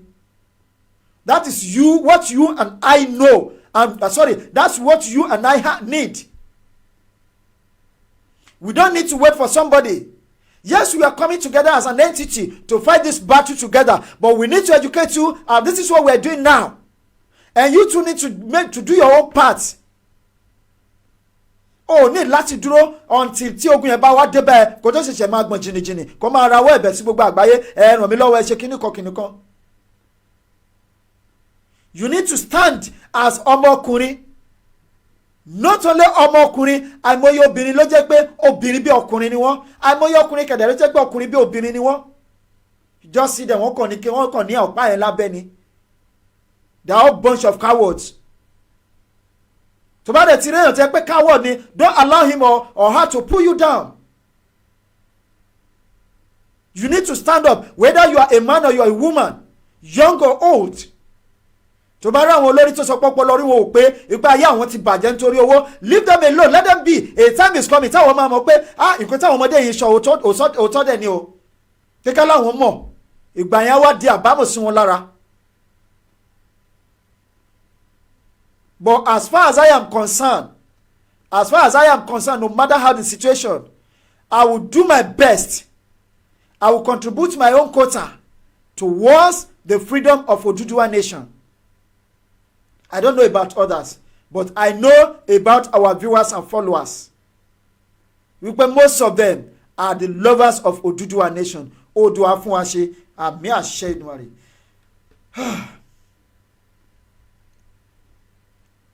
Ìfẹ́dayọ̀ Akọ́mọláfẹ́ ẹ ṣeun púpọ̀, Bálẹ́rẹ́ tó sìn ẹ ṣeun gan, Taofik Ekini olóòtú.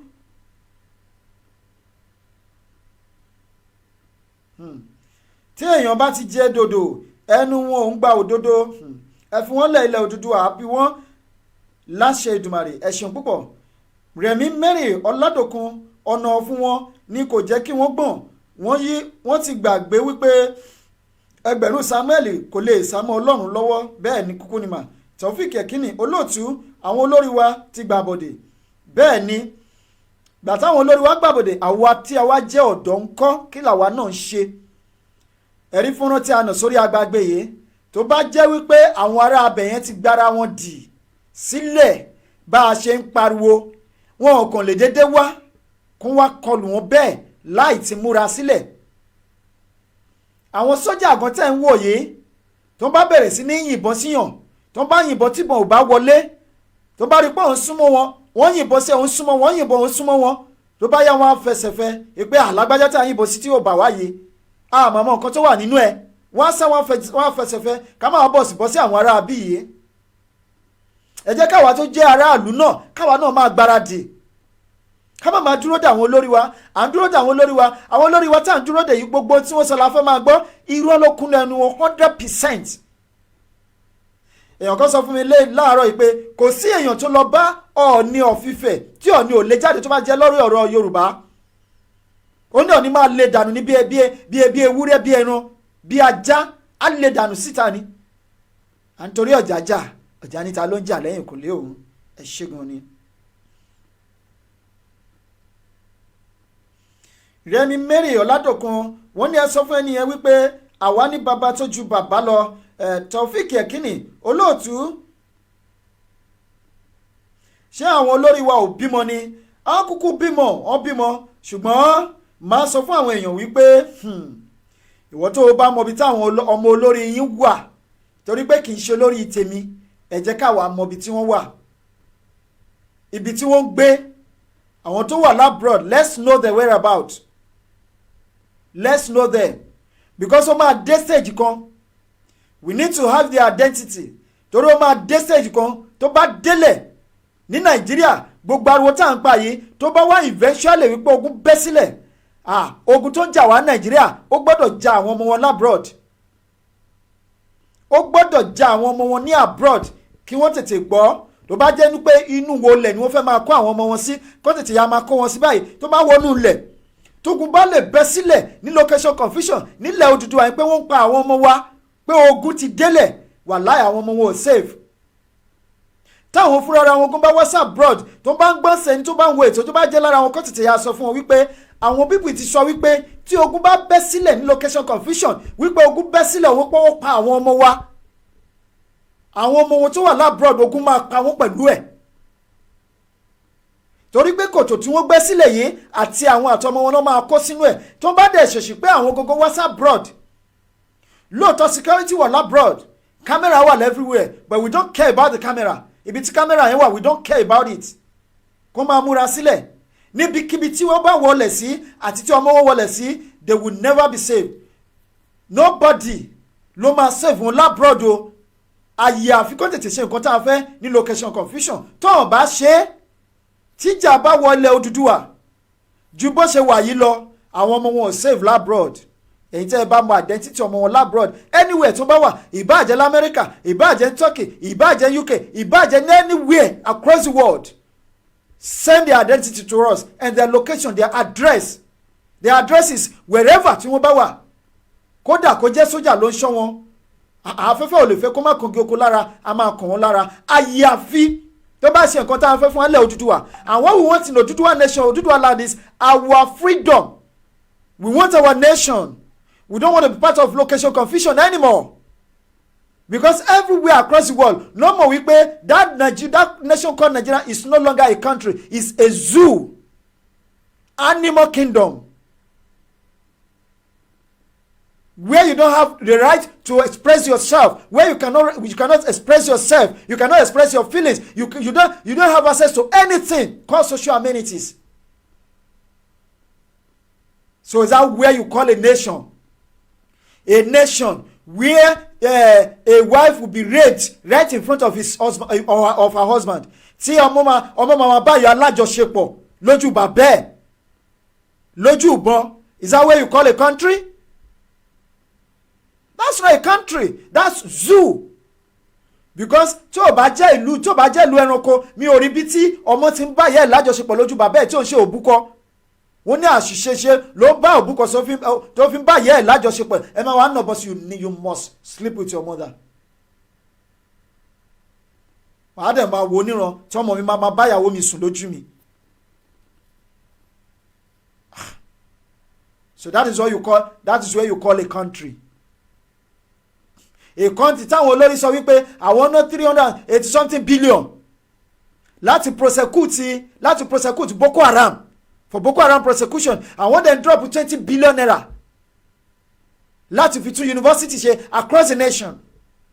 Ó kéré jù in a state ní location confusion yẹn federal university ẹyọ kan ó kéré jù ó máa wà kó tẹ̀ sí gan ni méjì mẹ́ta tó jẹ́ federal university now multiply by 36 kẹwàá wòye tó jẹ́ now wọ́n á sọ pé wọ́n fi 20 billion naira sílẹ̀ bó tẹ̀ jẹ́ wọ́n federal university because ní university a máa rí federal university ńbẹ̀ a máa rí federal university of agriculture a máa rí federal university of technology ńbẹ̀ apart from college of education college of technology tó jẹ́ ti federal government ó máa wà ní gbogbo state yẹn káàtà wà ní pé each state with a federal university wọ́n wá drop 20 billion naira fún 36 states with plus federal capital territory making 37 states wọ́n wá fi ní 20 billion how many millions of naira will you use láti rehabilitate the state university. orílẹ̀-èdè nàìjíríà ni mo ti rí tó yẹ pé student máa jókòó sílẹ̀ ilẹ̀ láti kọ̀wé orílẹ̀-èdè wa nìkan ni mo rí tí ó sì ń lo bench ní school tí yóò sì sílẹ̀ ìgbà wo lórí àwọn ọmọ yẹn ò ní dàrú nígbà tí òòrùn bá ràn tọpọ lórí wọn bá pé báwo lẹ ṣe fẹ́ kórìí wọn pé and that is what you call a country. gbogbo ẹ̀yin tẹ́ ń wò wá lẹ́ni ẹ lọ wá gbogbo identity àwọn politician wa wherever they are in the world even kó jẹ́ Saudi Arabia náà wà kó jẹ́ Qatar náà wà kó jẹ́ Iran náà wà send us their identity their location tógun bá ti lè bẹ́ sílẹ̀ nílẹ̀ Odùduwà they are not safe as well. kò má rò pé bí àwọn ti kọ́ ọmọ wọn lásọ̀ọ́sọ lọ sí abroad nǹkan tó ṣẹlẹ̀ location confusion lè ṣẹlẹ̀ sí wọn. lóòótọ́ ogun lè jà kó pa àwọn èèyàn ṣùgbọ́n ẹ̀yin náà ẹ̀ ní fọmọsáyé lọ. location confusion nìkan ní the state ní the country tí mo rí tí state governor máa retire tó máa ṣe 8 years ẹ̀ náà ẹ̀ tán lẹ́yìn yẹn a tún máa gba salary ẹ̀ continuously ọlọ́pàá máa ṣọ́. gbogbo alárí fídíò tí kí lórúkọ ẹ̀ Boris Johnson tó ṣe lẹ́nu ọjọ́ mẹ́ta yìí tó gbé kẹ̀kẹ́ ogun kẹ̀kẹ́ lọ supermarket ó lọ ṣe shopping. Can that ever happen in location confusion? In that zoo? Can it happen? Local government chairman gan lọ lásán gan àmọye sójà ló máa gáìdì ẹ̀. wọ́n máa dé ipò tán they forgot where ibi tán ti wá their source. àwọn tí wọ́n dìbò fún tó gbé wọn débẹ̀ they just forget about them. òun náà ló fa tí Desmond Idiot tó náà tó ń jambla talk lẹ́nu ọjọ́ mẹ́ta yìí ó mà kúkú ti gbọ́ ta rẹ̀. ẹ lè sọ̀rọ̀ when you talk lásán wàá dé airport wọ́n sì sí passport ẹ. adẹ̀sọ́pá wà ní democracy.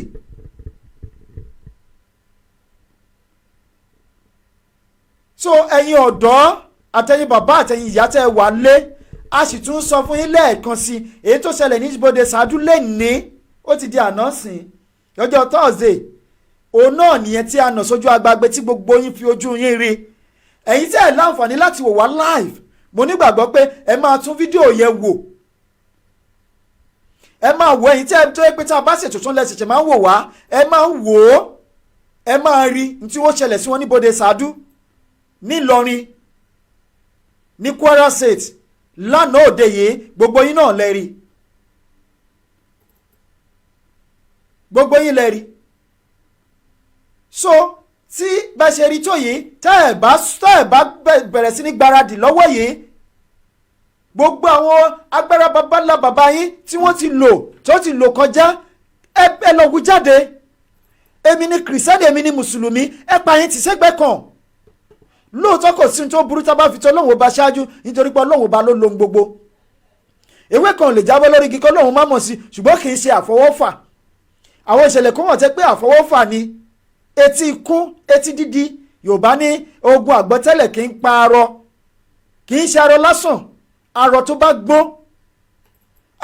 gbọ́n ni kókókó làárọ̀ fún àdìtì là ń sọ fún yín arọ tó bá gbọ́n kò mí pé bóyá arọ tó ti wọ 50 years àbí 60 years àbí 30 years arọ mi wà sí pé 10 years ni ọgbọ́n orí ẹ̀ ò ṣàprápra jọmọ 80 years lọ bẹ́ẹ̀ kẹ̀dẹ́rẹ́ lomi at 50 years ọpọlọ orí ẹ̀ ò tí ì ju tọmọ 5 years irú wọn là ń sọ fún sítọ́ ní kò sí nǹkan tó ṣẹlẹ̀ kìnnìkan ìyẹn ni àwọn tí wọ́n ti gbọ́n tó ń dàgbà tí wọ́n ò dánú.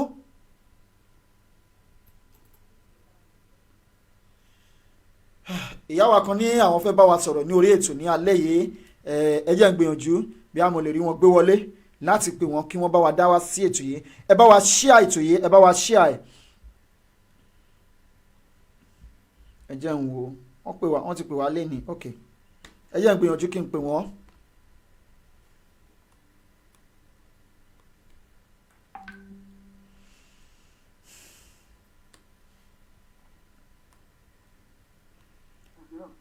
hello ma.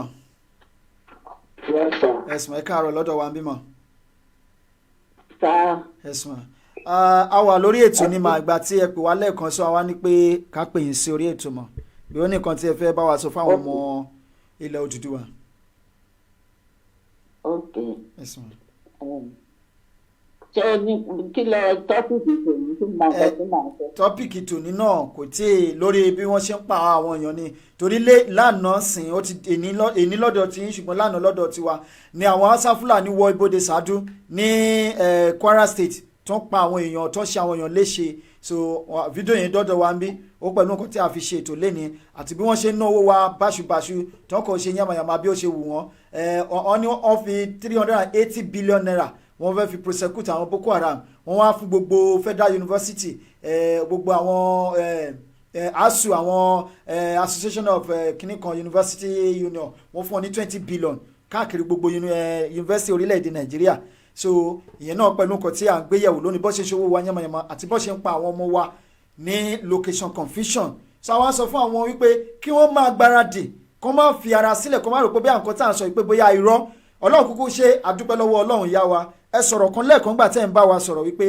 àwọn tó wà ní location confusion wọn ò mọ nǹkan tó ń ṣẹlẹ̀ wọ́n rò pé bí orílẹ̀-èdè àgbáyé ṣe rí ní location confusion ṣe wà wípé ṣùgbọ́n gbà tí ẹ dé abroad ìpẹ́ rí wípé ilé tá à ń gbé gan ní Nàìjíríà gan kíṣìn àwọn òyìnbó gan dáa jùlọ. ẹ ṣe fà ṣé mo lè sọ̀rọ̀ àbí kí n pè padà ní. ẹ sọ̀rọ̀ mà ẹ sọ̀rọ̀ àwọn èèyàn ń gbọ́ yín. ẹ kú ètò. yes ma. Ọlọ́run á dì mí mú ògbó ayé mi tẹ́ lórí lórí o. àmín ma. àmọ̀ràn mi sí àwọn gbogbo àgbáyé ni pé kájọ ká múra ó ń bọ̀ àwọn náà jẹ́ bí o. irú ìgbà tán tún kọjá lọ sí Ìlọrin tán tún lọ ṣiṣẹ́ tó tó yẹn kò bẹ̀ wọ́n o wọ́n kàn fajú wa mọ́ra ni àwọn tó jáde skul kò ṣiṣẹ́ ọ̀pọ̀lọpọ̀ ti gba fẹ́wọ́ síta ó lè pọ̀ jáàtì rẹ̀ wọ́n ti bọ́dà àti wa wọ́n sì ti wọn wọ́n kàn fajú àwọn ọmọ wa mọ́ra pé kàn lọ bẹ̀rẹ̀ skul ni o kò sí àyẹ̀wò nínú ìrìnàjò wọn o wọn ò ká máa torí pé owó tán lọ yá àwa ló fẹ́ sán o àwa Yorùbá ló fẹ́ sán ọmọ wa náà lọ yá sí mo ti gbọ́ nínú orí Facebook lórí pé owó tán lọ yá gbogbo nǹkan wa náà fi náà lọ fi dúró o wọ́n jọ ká sowọ́pọ̀ torí àwọn tí ìbá kúrò wọn ló hàn dé mọ nǹkan tó ń ṣẹlẹ̀ ìṣèjì àwọn tó wà ní Nàìjíríà ẹni tó bá dé tó bá fi lọ sí òkè àràfà UK òun ló lè mọ nǹkan tó ṣẹlẹ̀ ẹ jọ̀ọ́ ẹ má jẹ́ káwọn ọ̀dọ́ wa àti àwa ìyá ká múra o ogun ayé ò ní borí wa o àdúrà tí wọ́n fẹ́ ṣe fún wọn ní tèmi gbogbo àwọn tó balẹ̀ Odùduwà jẹ́ tán fi ẹ̀tọ́ tiwa tá fi ń títí wọn ṣe Ọlọ́run á gbà pọ̀ ní wọn lórí. àmín. torí àwọn ọmọ ti gbé lóṣè fún àwọn ọmọ ti da yahoo tán kan tán ti fún wa iṣẹ́ tí ò yẹ káwọn ọmọ wa ṣe máa ń ṣe lókè fún wọn gbára Ọlọ́run ẹ̀mí rẹ̀ á pèrè lọ́wọ́ wọn o. àmín. ìrìn àjò Yorùbá nation nìkan ló lè pé wa Yorùbá nation nìkan ló lè pé wa wọ́n dọ̀dọ̀ Buhari ó ní òun lọ́wọ́ sí resumption òun lọ́wọ́ sí Odùduwà nation wọ́n sà ń fẹ́ kó jẹ wá má yé Ọlọ́run á gba agbára lọ́wọ́ wọn gbogbo agbára tó ń lò ló wa lórí Ọlọ́run á fi kọjú ìjà sí wọn Yorùbá nation á wá sí ìmúṣẹ o àmọ̀ràn tèmi ni pé ká má sun o owó tán fún wa yẹn orí Yorùbá náà ti fẹ́ pàgbọ́n ẹ o kò láyọ̀dé o ẹjọ́ torí Ọlọ́run ó ní onítẹ̀yìn ìwọ̀gbé wa lẹ́rù o àwọn agbábọ́ọ̀lù wa fọ́ọ̀sì ètò kò ní rẹ̀ ní agbára Ọlọ́run ẹ̀dákẹ́dá tó bá náà kọjú ìjà sí ni á fi ṣọmọ ẹ̀ á fi ṣèyàwó ẹ̀ á fi ṣe ra Ọlọ́run á dì wá mú o àmọ̀ràn mi tí mo lè gbà nìyẹn wẹ́ kó ètò olóòtú. ẹ ṣe gan ma ẹ pẹ́ fún wa ma Ọlọ́run máa wà pẹ̀lú yín ma ẹ ṣe ma. ẹ kó ètò ni ẹ ma ẹ sùn. ẹ wo lára àwọn olórí tí ẹ ń kú fún gọ́vnà ìpínlẹ̀ Ondo ń sìn pẹ̀lú bí o ṣe sanwó àwọn èèyàn fún oṣù mẹ́ta o tún lò tún yọ 5,000 lórí gbogbo sálárì wọn láti fi tún ibi tí wọ́n bàjẹ́ ní Òkìtìpupa láti fi tún ṣe 5,000 ló tún yọ lórí oṣù àwọn òṣìṣẹ́ báyìí nípínlẹ̀ Ondo àwọn olórí tá a fẹ́ kú fún leléyìí tẹ́ ẹ bá sọ fẹ́ lòmíì sìn á ní Àkétì is the best tẹ́ ẹ bá fẹ́ sọ fẹ́ lòmíì sìn pé nǹkan tó ń ṣẹlẹ̀ ní Nàìjíríà yìí ò máa dáa ogun máa ń bọ̀ níwájú á ní kò lè sógun á ní kí lórúkọ gọ́vnà yín lẹ́kọ̀ọ́ á ní is the best gbogbo gọ́vnà Yorùbá pátá àti tọ̀yọ́ o àti tògo o àti tèkìtì o àti tòǹdó àti tèkó àti tọ̀ṣun gbogbo wọn àti Kwara àti Kogi kò sí èyí tí mo lè fọwọ́ wọn sọ̀yà they are all birds of feathers. Hello sir. Hello. ẹ ṣeun sir ẹ kálẹ́ sir. Ọlọ́run bá a ṣe o. àmín o. Ọlọ́run mọ adélẹ̀ lé o. àmín. orúkọ yín bí tẹ́ ti ń pè wá sir. ṣé rí ẹ má jẹ́ kí n sọ orúkọ mi. ok all right. ìkan lára àwọn ọmọ yẹn náà yín.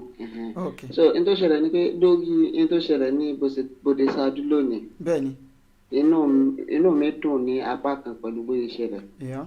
because a ti lọ síbẹ̀ yẹn a ti lọ ṣiṣẹ́ láti create awareness. okay. but wọn ò fún wa ní audience. that's do you understand especially àwọn ọlọ́kọ̀ tó wà bẹ́ẹ̀ dìtú pé àwọn Fúlàní náà ń bá ṣe náà ń kó káàkiri náà ń gbélérò Yorùbá mi wọ́n ti ń pé wá kírètì ìjà láàrin wọn àbí nǹkan ni but pẹ̀lú tó ṣẹlẹ̀ yìí inú mi dùn pé àwọn náà ti rí táwọn ènìyàn sọ because bóyá ṣẹlẹ̀ lónìí ìkejì mi ló take live video yẹn ṣé you understand bí lè tẹ play for program yẹn ìkejì mi ló take ẹ̀ ṣé you understand but kí mo wá fẹ́ fààyàn ni pé ibẹ̀ yẹn lókùtà àti fẹ́ ṣiṣẹ́ ìgé báyìí ojú wọn náà ti là nísìnyí àwọn náà ti rí tó ń ṣẹlẹ̀ báyìí ṣé ọ̀rá sábà so we are going to go back there and tell them that peter sọ ìjọ kìíní àná o ni ló ti délẹ̀ yìí o ṣe ṣetán àti gba tiwa ṣe ṣetán àti gba tiwa but pẹ̀lú tó ṣẹlẹ̀ lónìí alhamdulilayi inú mi dùn gidi gan because ọ̀rọ̀ wọn ṣe ta ní tiwọn. exactly bẹ́ẹ̀ni. so gbogbo tá a ṣe tẹ́lẹ̀ wọ́n kà kú pé a níṣẹ́ àmọ́ tó kàn lọ́wọ́ wa a fẹ́ dá wa lálẹ́ a fẹ́ dá Nàìjíríà rú bọ̀ ní ìsìn alhamdulilayi. ẹ wo a da fún yín sàn a da fún yín ju bẹ́ẹ̀ ṣe lérò lọ pẹ̀lú statement tó jáde lẹ́nu yín yẹn ṣé mo pé mo sọ̀rọ̀ kan lẹ́ẹ̀kan mọ́ ní ọ̀rọ̀ yìí dàbí ọ̀rọ̀ Ọ̀rúnmìlà ó ní tí òun bá wá sọ́dọ̀ tó bá dífá tó máa sọ pé ẹ lọ ṣe tutù tí wọ́n bá ṣe inú òun ò ní dùn torí nǹkan tí òun ló máa ṣẹlẹ̀ sí wọn tó bá ṣẹlẹ̀ tí ò bá ṣẹlẹ̀ wọn ò ní mọ value òun ṣùgbọ́n tí òun bá ní kàn ṣe tí òun bá ṣe nǹkan tí òun ló máa ṣẹlẹ̀ pé inú òun máa máa dùn tó bá wá ṣẹlẹ̀ wá ní Ọ̀rúnmìlà sọ bẹ́ẹ̀ ṣé ó ti tán sìn bẹ́ẹ̀ ṣe mi tẹ̀ tí mo pé ẹ ti lọ síbẹ̀ rárá tí mo fi sọ nǹkan tí mo sọ yẹn ẹ wò á da fún yín sà. a ti lọ síbẹ̀ so because ìgbà tí result yẹn ṣẹlẹ̀ lónìí kejì mi pè mí ó sọ wá bàbá mo ní kó lọ síbẹ̀ kó kàn lọ ṣe live video ṣe understand. bẹ́ẹ̀ni. lára àwọn ọ̀gá ayé mi Mr. Koiki so àwọn èèyàn sport show wa so kọ́ ẹ bá ṣàdúrà Ọlọ́run máa ràn ògbóyin lọ́wọ́ pẹ̀lú ìgbọ́lọ́wọ́. àmín ẹ ṣeun bàbá ẹ ṣe gan ni màá pè yín lẹ́yìn ètò. àwọn union yẹn gangan àwọn ni wọn ò fún wa ní audience ńgbà yẹn but lónìí wájú náà ní kíní yẹn ti ṣẹlẹ̀ so inú mi dùn gidi gan. that's good. so that thank is you good. very much. ẹ ṣe gan sir God bless you sir.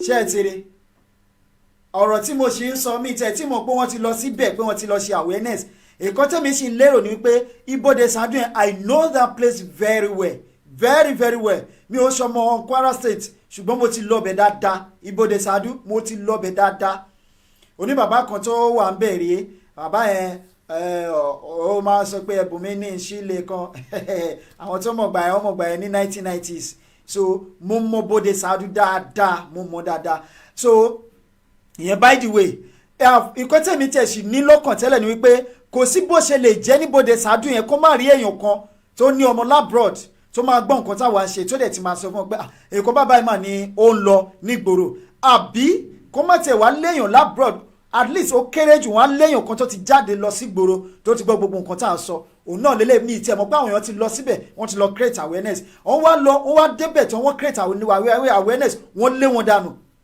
ṣe rí pé òwe Ọ̀rúnmìlà tí mo pa wàláì ó tẹ̀ bá wọn lára mu 150% ló fi bá wọn lára mu. èyí tí a dẹ̀ sì ń sọ fún lọ́wọ́ yìí tẹ́ ẹ sọ pé kò lè rí bẹ́ẹ̀ kò lè rí bẹ́ẹ̀ ẹ tẹ́ wọ́n ní tí gé ọ̀pọ̀ tó bá ti ń rúwé kẹ́ ẹ mọ̀ pé àsìkò ọ̀gbẹ́lẹ̀ ti dé ẹ kọ́ òwe lára ti àwọn ibodè ṣáájú tó ṣẹlẹ̀ sí wọn. èyí tẹ́ ẹ bá léèyàn lé tẹ́ ẹ tí believe tẹ́ ẹ wà labroad torí àwọn tó wà labroad ara àwọn tí wọ́n ti believe pé irú nǹkan bẹ́ẹ̀ yẹn exist. ẹni tí mo sì bá sọ̀rọ̀ lẹ́ni orílẹ̀-èdè location confusion ló wà tó sì sọ mi pé kí n mú àwọn tí wọ́n ti pa jáde ìpè ṣé mo rí àwọn tí wọ́n ti pa ṣẹ́ẹ̀rì ìkan lélẹ́yìí tó ṣẹlẹ̀ yìí ìyìn tó dẹ̀ ń ṣẹlẹ̀ yìí tá a ṣe ń sọ fún yín tẹ́ ẹ̀ gbàgbọ́ yìí òun náà ló ṣẹlẹ̀ bó ṣe ṣẹlẹ̀ sáwọn aráabí táwọn èèyàn sọ fún wọn tí wọn ò gbàgbọ́ bóyá ṣẹlẹ̀ sí wọn yìí gangan àdúrà tí mo gbà nípa Ọlọ́run ní jẹ́ kó ṣẹlẹ̀ sí yín ẹ̀ ní di adọ́run mòótọ́ torí àwọn ẹlòmíì bọ́lọ̀ ń ṣe dá wọn bí èṣù ló gbági mọ́ wọn létí náà I don't know wọ́n ti ya adọ́run mòótọ́ wọ́n ya adọ́run mòótọ́ tó o bá sọ fún wọn ò ní gbọ́ wọn ò ní gbà wọn ò ní gbà ó dìgbà tó bá wá ṣẹlẹ̀ sí wọn kó tó wọ́n pé nǹkan táwọn ará bí yìí sọ àṣóòtọ́ ni ó ti délẹ̀ o ibodè sàádùn nìyẹn ẹ̀kọ́ òwe lára wọn Ọlọ́run ní jẹ́ kí wọ́n fi ọ̀rọ̀ tiwa ṣàríkọ́gbọ́n ẹ jẹ́ káwa fi ọ̀rọ̀ ọlọ́rọ̀ ká fi ṣe àríkọ́gbọ́n o àwọn kan máa ń sọ pé experience is the best teacher èmi ò believe because èmi máa ń ní belief kan wípé téèyàn ò bá gbé láyé kò lè ní experience so báwo ló ṣe fẹ́ ní experience láì gbé láyé so èmi believe pé ilé ayé gangan ni the best teacher because you need to learn every day because you are a living soul. Count down ṣé ẹ gbàgbé wọ́n ní ká máa rán yín létí pé paramọ́lẹ̀ ò ṣeré o wípé ohun tí wọ́n sọ wọ́n sì dúró lé lórí ẹ máa ṣe count down sílẹ̀ wípé ẹ máa gbáradì gbogbo ọmọ ilẹ̀ Yorùbá wọ́n sì pè mí lẹ́nu wọ́n sọ fún mi wọ́n ní kí n sọ fún yín o wípé count down to that day ẹ máa bẹ̀rẹ̀ sí ní kan láti on the 3rd of this month 15 days ni wọ́n fún the federal government of zoo the federal government of location confusion location 419 wọ́n ní wọ́n fún wọn ní 15 days ẹ má bínú bàbá wa tó wà lójú òpó a kò sáré ṣe announcement fẹ́rẹ́fẹ́ ní fáwọn èèyàn wa ó yá sà ẹgbẹ́ òun sókè sà káàbọ̀ sórí ètò. ẹ káàsán. ẹ sà. ẹ kú iṣẹ́ takuntakun. iṣẹ́ takuntakun ni ẹ sà ẹ ṣeun sà. Ọlọ́run ò ní sọ ọpọlọ di Ọlọ́run ti jẹ́ kọ́pọlọ yòrò. àmín o. Ọlọ́run máa ṣàgbára yín. àmín sà.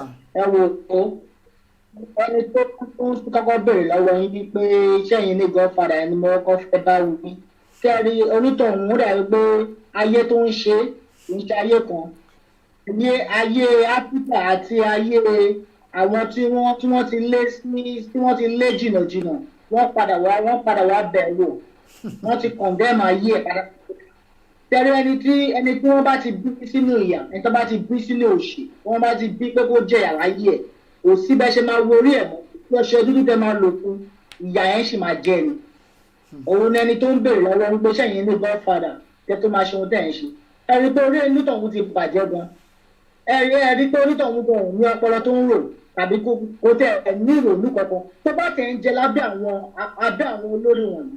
My point is that you are having a favor to get from these people, but does that mean that you should completely kill your conscience? Does that mean that pé kò rí àwọn míì tó ń ké a lot of people multitude of people tó ń ké tó ń jẹyà? Does that mean that you should be insensitive to these people's plight? Does it mean that rí tẹlòmíràn o tí wọ́n bá ń rí jẹ pé gbogbo ọmọ Nàìjíríà ló ń rí jẹ lábẹ́ àwọn olè wọ̀nyí? So what is this? Where Nigeria, bá ṣe ń sọ̀rọ̀ lọ́wọ́lọ́wọ́ báyìí, America àti China, wọ́n ti ń jà lórí 5G. Now America lábẹ́lẹ̀ sí wọ́n pípẹ́ àti ṣe 7G, 8G. Africa àti Nigeria nìkan ló gbà ní pension 1, 2, 3. Ẹ̀rí báyé ń ṣe wá. Àtẹ̀wò yẹn rẹ̀. Àwọn agogo la ṣe rẹ̀ wá. Àmọ́ àwọn scientists Nàìjíríà àti Áfíríkà tó ń ṣiṣẹ́ ní NASA bí wọ́n ṣe ń bá ń sọ àwọn tó ń rán lọ sí òṣùpá tó ń rán lọ sí Mars tó ń rán lọ sí another planet.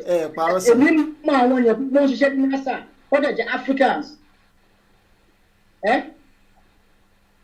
rí pé nǹkan ń ṣe wá gan-an ní Áfíríkà yẹn. Nàìjíríà yẹn bẹ́ẹ̀ ṣe sọ lákọ̀ọ́kọ́ ẹ rí pé àwa nìkan kúrò Nàìjíríà nìkan ló ṣì ń lo bench. Wá rí nìkan wá jáde ó ní òun olówó tàbí politician àwa akọ bench jọ akọ table jọ wọ́n á máa open inaugurate school wọ́n ní ó ti ṣí school fáwọn ọmọ. Nàìjíríà ni mo rí tí gómìnà ti ń commission cover tó commission bridge. Rí pé nǹkan ṣe wọ́n gan ní ìlú òyìnbó. Àwọn commission bọ́ o. Ní àǹfààní àti sáfù ni. Àwọn ọmọ iléèwé ìwọ̀nba ló máa wà ní class títí kan kindergarten wọ́n jókòó sórí chair comfortable. Comfortably. Chair tó yẹ pé ọ̀gá wọn lò lọ́pọ̀ official chair. I happen to be a teacher. Mo ti kọ́ láti from kindergarten to high school. So mo mọ bí wọ́n ṣe ṣe ní kí bọ́n ṣe life comfortable life.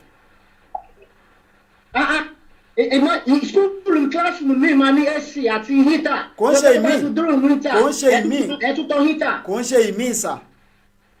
Kò ń ṣe ìmí. Projector gbọ́dọ̀ wà ní class with internet. Projector gbọ́dọ̀ wà ní classroom with internet. Gbogbo wọn lè ní access sí computer. Only library. Yeah. There is public library fún gbogbo everybody. As a citizen, you have access to have a library card. O lè wọ any library wà lọ kàwé. Ìwé kíwé tó bá fẹ́ kà wá kà á. Wà á bẹ̀ lórí internet bó bá ṣe fẹ́ lò ó ni. Wà á lo Wi-Fi bó bá ṣe fẹ́ lò ó ni. Ṣé Nàìjíríà pẹ̀lú gbogbo resources tó ní èsì wọn lè ṣe nǹkan bẹ́ẹ̀? Àwọn people yìí dẹ̀ ń travel wọ́n wá sí ibà wọ́n wá ná owó wọ́n ra ilé jọ. Ṣé ìyẹn lásán kò tó pín Nigerians àwọn tó wà lókè tó náà kọ́ ronú pé orí wọn ò pé ni?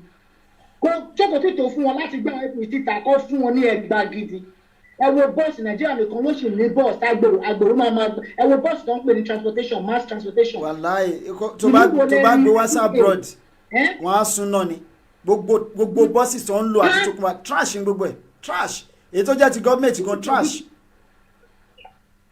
Pangolo ìyẹn ló ń pè ní pangolo tó fi táyà sí lábẹ́ pangolo rí burúkú tó gbẹ̀rìn agbèrò àtúnwò àbẹ̀ ẹtún ní kíní agbèrò tó ń gbowó lọ́wọ́ wọn ọ̀dẹ̀ fẹ́ parí kíní because owó tó ń rí gbà ní ó ti tó time àtẹ̀yìn tó rẹ́dí o àtẹ̀yìn tó rẹ́dí o ó ti tó time táwọn onípe ẹ̀jẹ̀ gba Nigeria must split enough is enough sórí ìwọ tó bá ń gbé ayé tó wà especially àwọn tó wà Nàìjíríà yẹn tó bá lead tó ní kò possible rẹ́dí àti ìjà lọ sọ fún mi kí ni àǹfààní ayé ẹ kí ni àǹfààní pé òun ní if you cannot look pé ẹ̀kọ́ pé ẹ̀kú on a good cause tó jà fún good cause báwo òyìnbó ṣe máa ń ronú ìyẹn o tó bá jà tó kún for a good cause orúkọ ò ní parí rárá láíláí you be remember forever because why òun prepare future fáwọn ọmọ next generation tó máa wá but ìwọ ń wà òun ro parẹ nìkan òun bẹ̀rù kú gba ní mákù ní. gbogbo wa náà la máa padà kú I don't know mi mọ ọkọ tó ń ṣẹlẹ̀ sáwọn èèyàn wa.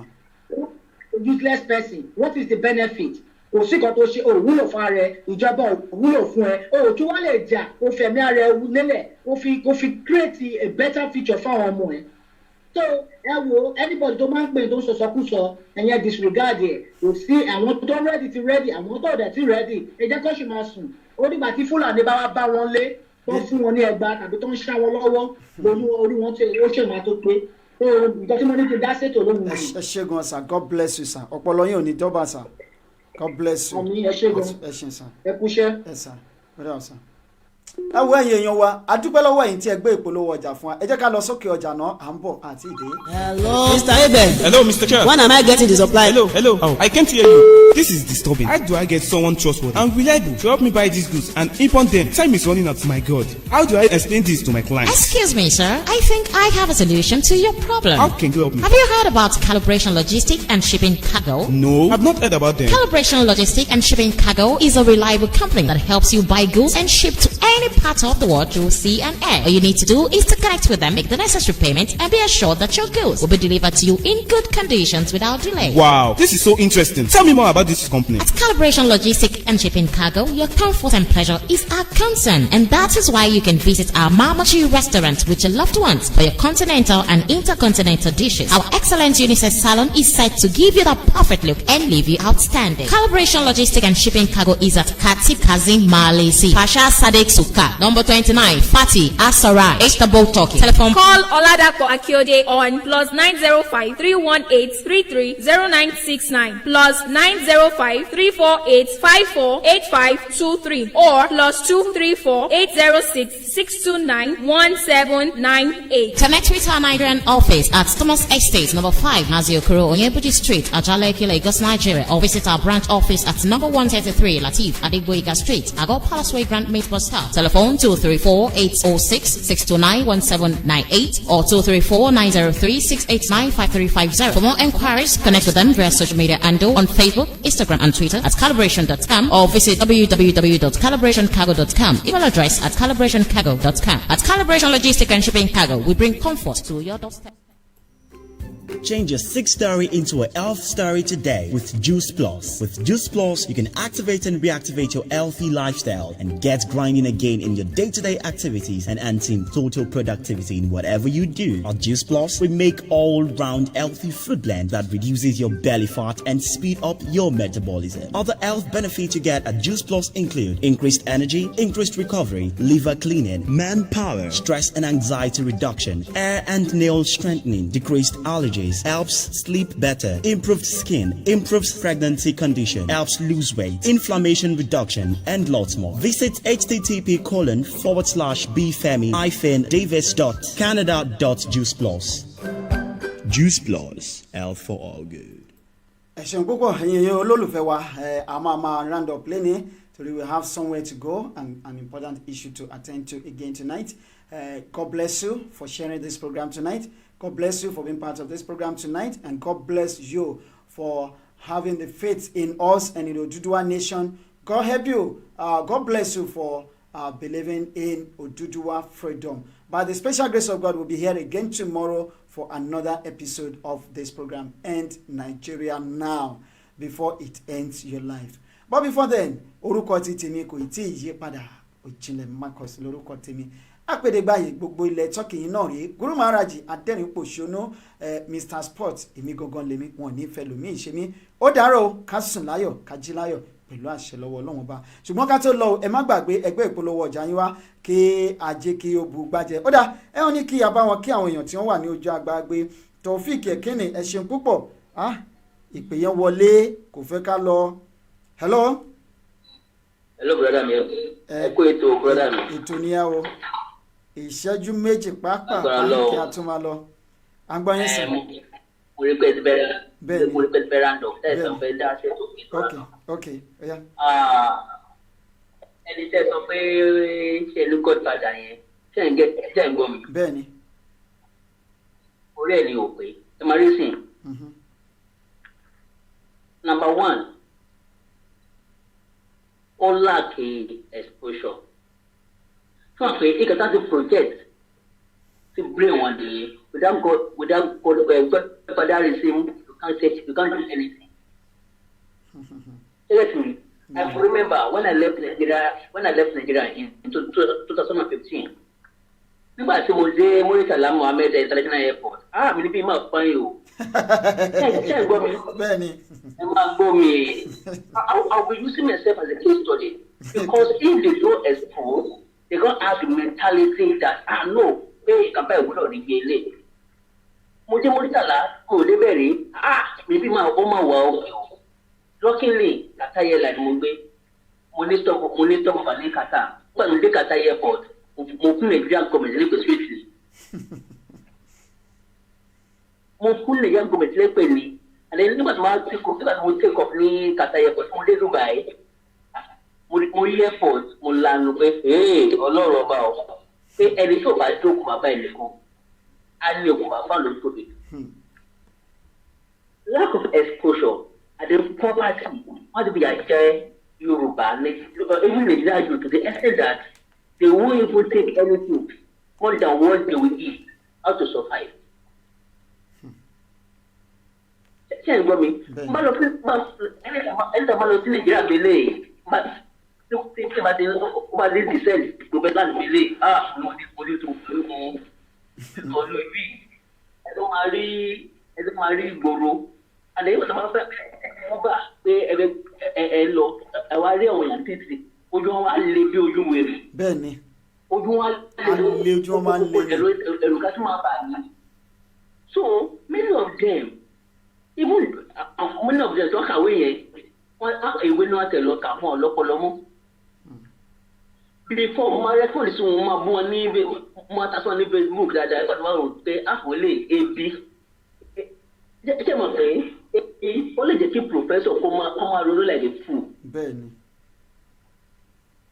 Because ṣé àwọn tó rí ná 24 hours in the month kí lè fi kán rò many of people tó wà Nàìjíríà yẹn gbogbo táwọn sọ nísìnyí wọn ò gbọ́ because ìgbà yẹn bá níná ló máa wo nǹkan tó lọ nígboro. That is the medicine. Ọmọ nǹkan tí máa tún ṣe nǹkan tí máa tún ṣe ni pé màá tún jáde lọ lẹ́nu ọjọ́ mẹ́ta màá tún lọ fi ayé hàn wọ́n nílùú Turkey. I will take them to another location. So kàn tún wo nǹkan tó tún ṣẹlẹ̀ nígboro bí wọ́n máa wake up again. So many people. That is the medicine. See, government Nigeria sọ pé internet ni problem Nigeria. Ó lè mi ó lè pé àwọn èèyàn ti ń jẹ́kì ọgbọ́n láti ẹ̀ka tó lọ ní outside the country pé mo ṣe kórè lélẹ̀. Ẹgbẹ́ ti bẹ́ẹ̀ so no blame most of them but èyí tó wá bí mi inú ju them mọ́ gidi. You challenge them to argue with you. Why you argue?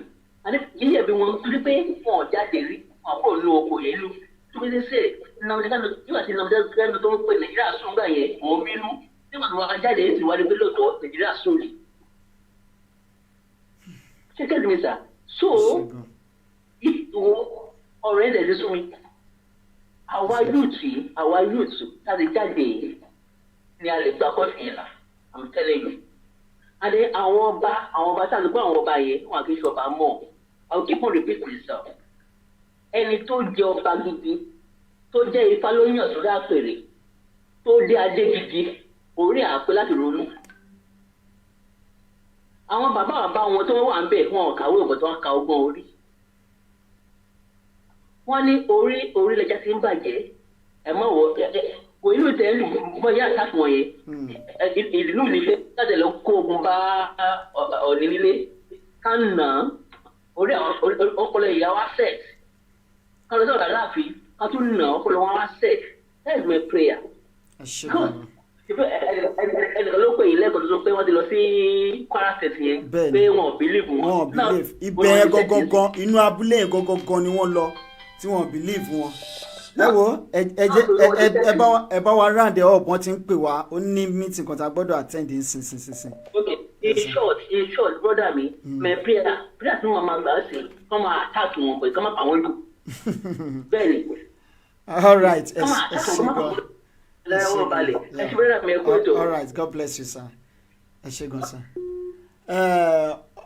Fákúnlé Ọláìdé Akin ẹ̀sùn púpọ̀ lórí rédíò ẹ ká kí gbogbo àwọn èèyàn Princess tí ọ̀rẹ́ kọ̀yà ẹ̀ṣẹ̀ gan ni Ògúntọ́lá ẹ̀ṣẹ̀ wọ̀ ẹ̀yin tí ẹ béèrè pé lónìí advertisement wa ìpè wá lẹ́yìn ètò a máa jọ sọ̀rọ̀ lórí advertisement bàbá àròpọ̀ ire o bàbá àròpọ̀ ire àyọkúrò ibi Akin o ó ní ẹ̀kọ́ ètò bàbá mi àjùṣe o àmì àṣẹ Ìdùmarè ẹ̀ṣẹ̀ púpọ̀ bàbá Prince Adéwálé Ṣọ́lànkẹ́ William ẹ̀ṣẹ̀ o ẹ̀ṣẹ̀ gan ni ẹ̀ṣẹ̀ o please share tonight's program and like and love Rẹ̀mí Mary Ọládòkun ẹ̀yin ọmọ bóde Sàdú ṣé kò sí ewé ní oko yín mọ́ ni Ọlọ́run ló mú wọn kọ́lọ́run dáríjì mí torí wọ́n ti gbé ìhìn rere dọ́dọ̀ wọ́n kọ sílẹ̀ èsì àbájáde kíkọ ìhìn rere tí wọ́n kọ sílẹ̀ òun náà ló dé bá wọn yẹn kọ́ máa fi rẹ́ra torí pé lẹ́ẹ̀kan ìgbà tí mo rí fídíò yẹn kó tó tún wá kọ́kọ́ wá sí mi lọ́kàn ìgbà tó ń sọ pé kó máa ràn wọ́n lọ́wọ́ ló kọ́kọ́ wá sí mi lọ́kàn ni pé ṣáwọn bíbí ò gbọ́ bá a ṣe ń pariwo tó ni bíi pé mo tiẹ̀ ti mọ̀ nǹkan tó máa ṣẹlẹ̀ tó nǹkan tó ṣẹlẹ̀ sí wọn.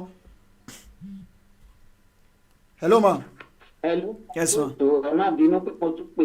Yes ma. fún àfikún ọ̀rọ̀ tí ẹni tó ń sọ̀rọ̀ yẹn mo fi kún. Bẹ́ẹ̀ ni ma. Pé ẹ tún lọ yẹn ó dáa kẹba lọ but ṣá ó ti yé wa díẹ̀díẹ̀. Awareness wa awareness tẹ́ ń ṣe yìí ó ti ń kanlẹ̀ díẹ̀díẹ̀ Ọlọ́run á bá wa ṣe àyọrí sí rere.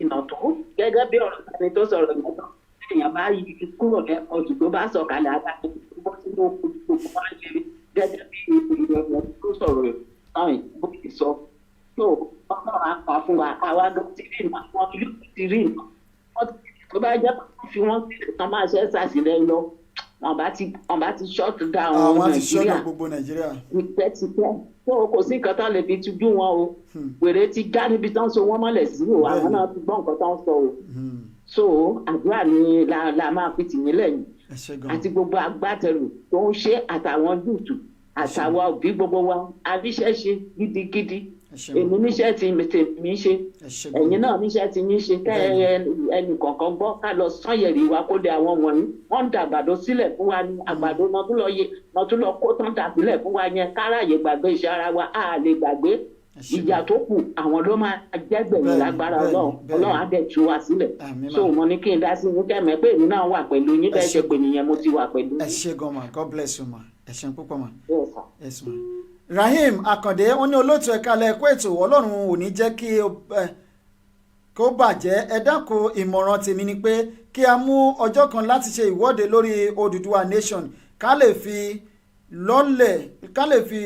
lọ́lẹ̀ ọlọ́run wá fún wa ṣe kò nídìí ìwọ́de sà kò nídìí ìwọ́de ìgbésẹ̀ tá a máa gbé ti wà ńlẹ̀ ẹ̀ ṣáà farabalẹ̀ ṣáà máa gbáradì àwọn àmọ̀tẹ́kùn tiẹ̀ free health care here iṣẹ́ ti gbọ́ free transport fare free health care free education lọ́dọ̀ tiwọn àwọn Australia ni wọ́n sọ̀rọ̀ yẹn o Bankole Fatima Eniola Ami Akínyẹmí Peter good talk Alhaja Idayatu Muriana Fọlárin ẹ̀ṣẹ̀ púpọ̀ Àbẹ̀kẹ́ ọlọ́run tẹ́lẹ̀ Aláwù Muhammed Fọlákẹ́mi Bello ẹ̀ṣẹ̀ púpọ̀ Taofik Ekene olóòtú ọlọ́run a máa wà pẹ̀lú yín ẹ kú ìtawájú o Adéyínká Ògínní I am interested to be probed the Yoruba way ẹ ṣeun púpọ̀ thank you so much ẹ̀yin tí ẹ náà fẹ́ ṣètò ẹjọ́ ẹ kàn sí wa lẹ́yìn ètò yìí Sam comedian ẹ̀kalẹ̀ olóòtú Adeleke Ganiat well done my boss Afolasade Awolaja àmì àṣẹ Rẹ̀mí Mary Ọládòkun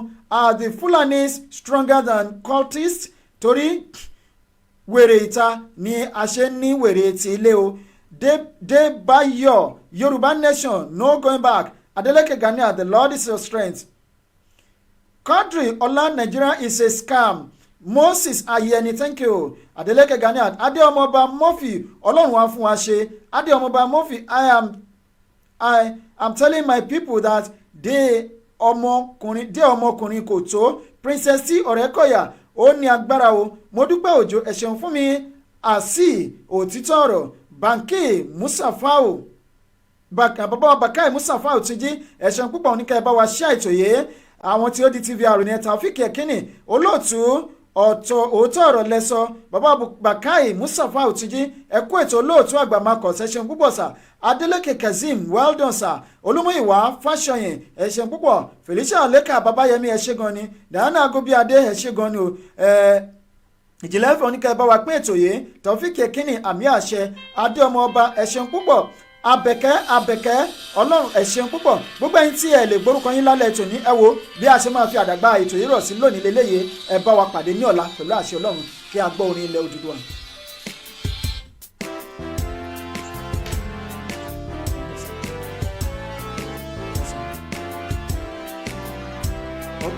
Okay, sir. My join you, sir.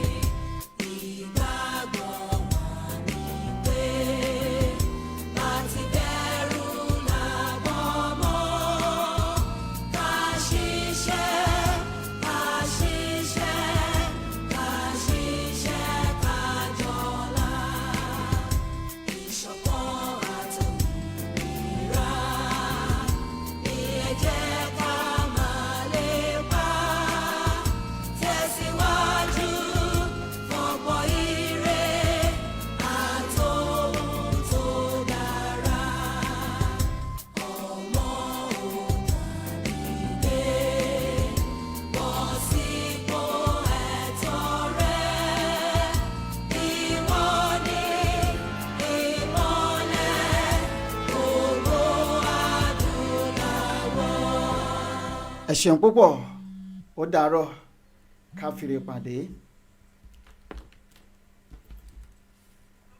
ẹ lọ́nà.